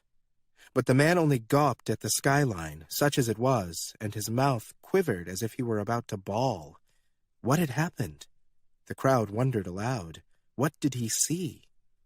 Many dismissed Malone as a drunk or a madman, but a handful, the more sensitive souls, followed his sightline. For a moment, all of them glimpsed an abhorrent face in the looming clouds. Each one saw what Malone had seen, the thing that had brought him to the ground. A pair of inhuman eyes stared down at them from the heavens, shining like starlight.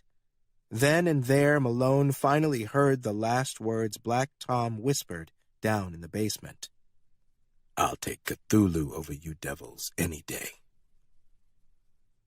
Then Malone returned to himself, and realizing he'd made a scene, he apologized to the gathered townspeople.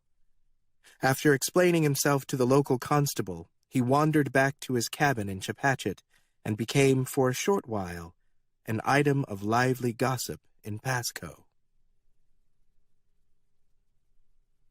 18. Black Tom entered the Victoria Society and took a table in the dining room, one near the windows looking out on 137th Street.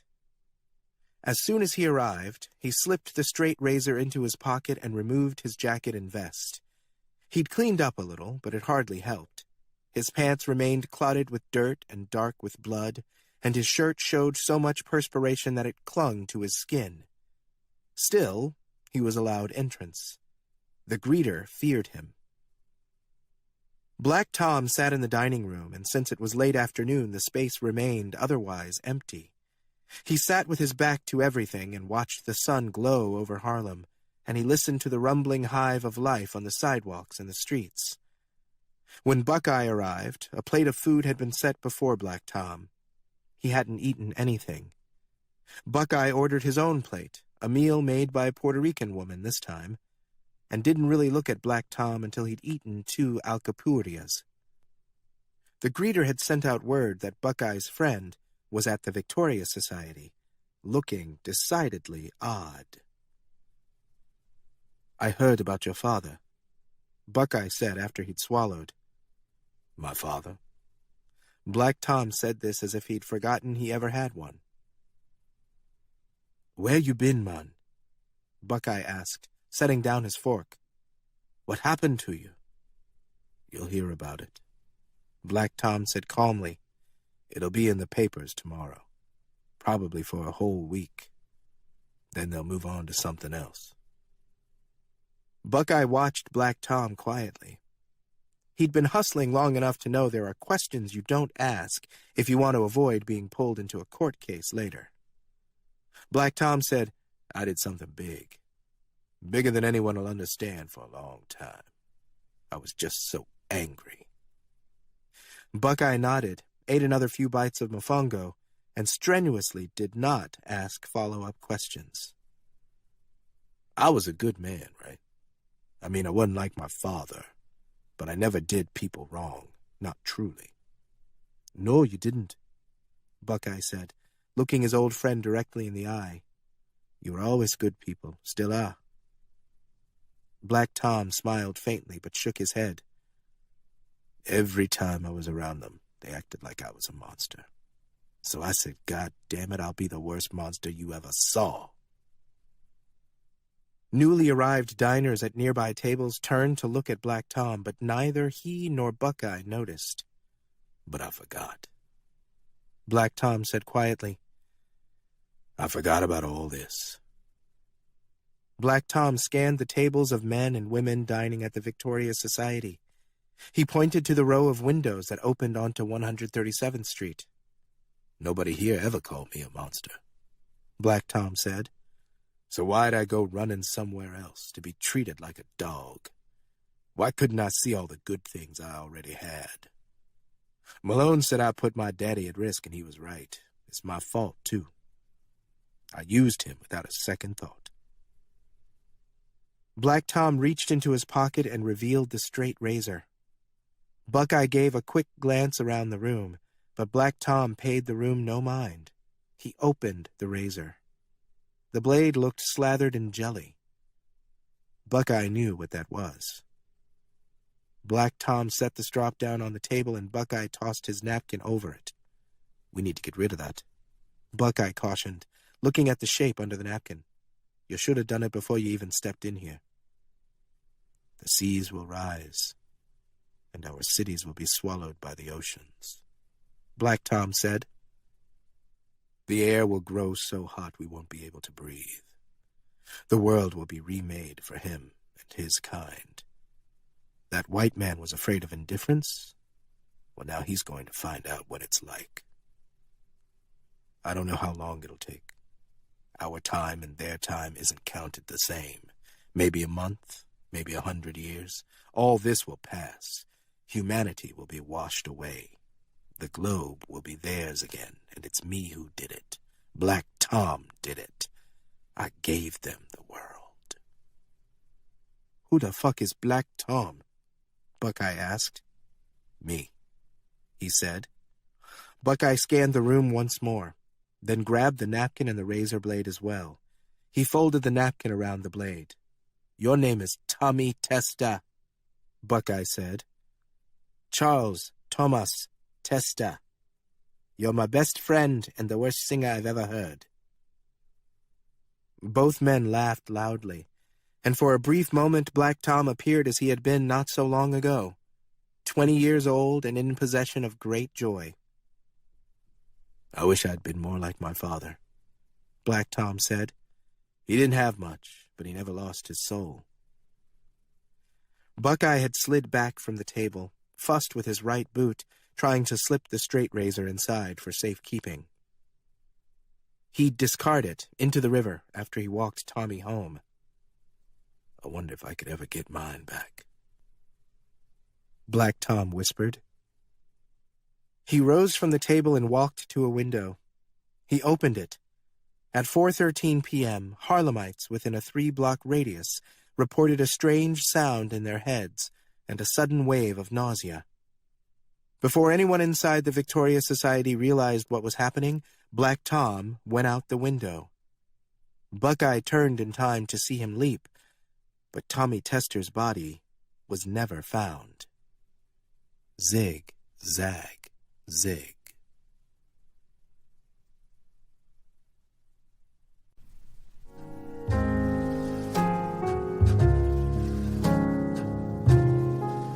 This is Kevin R. Free. We hope you've enjoyed The Ballad of Black Tom, a Macmillan audio production from Tor Books. Text copyright 2016 by Victor LaValle. Copyright 2016 by Macmillan Audio. All rights reserved.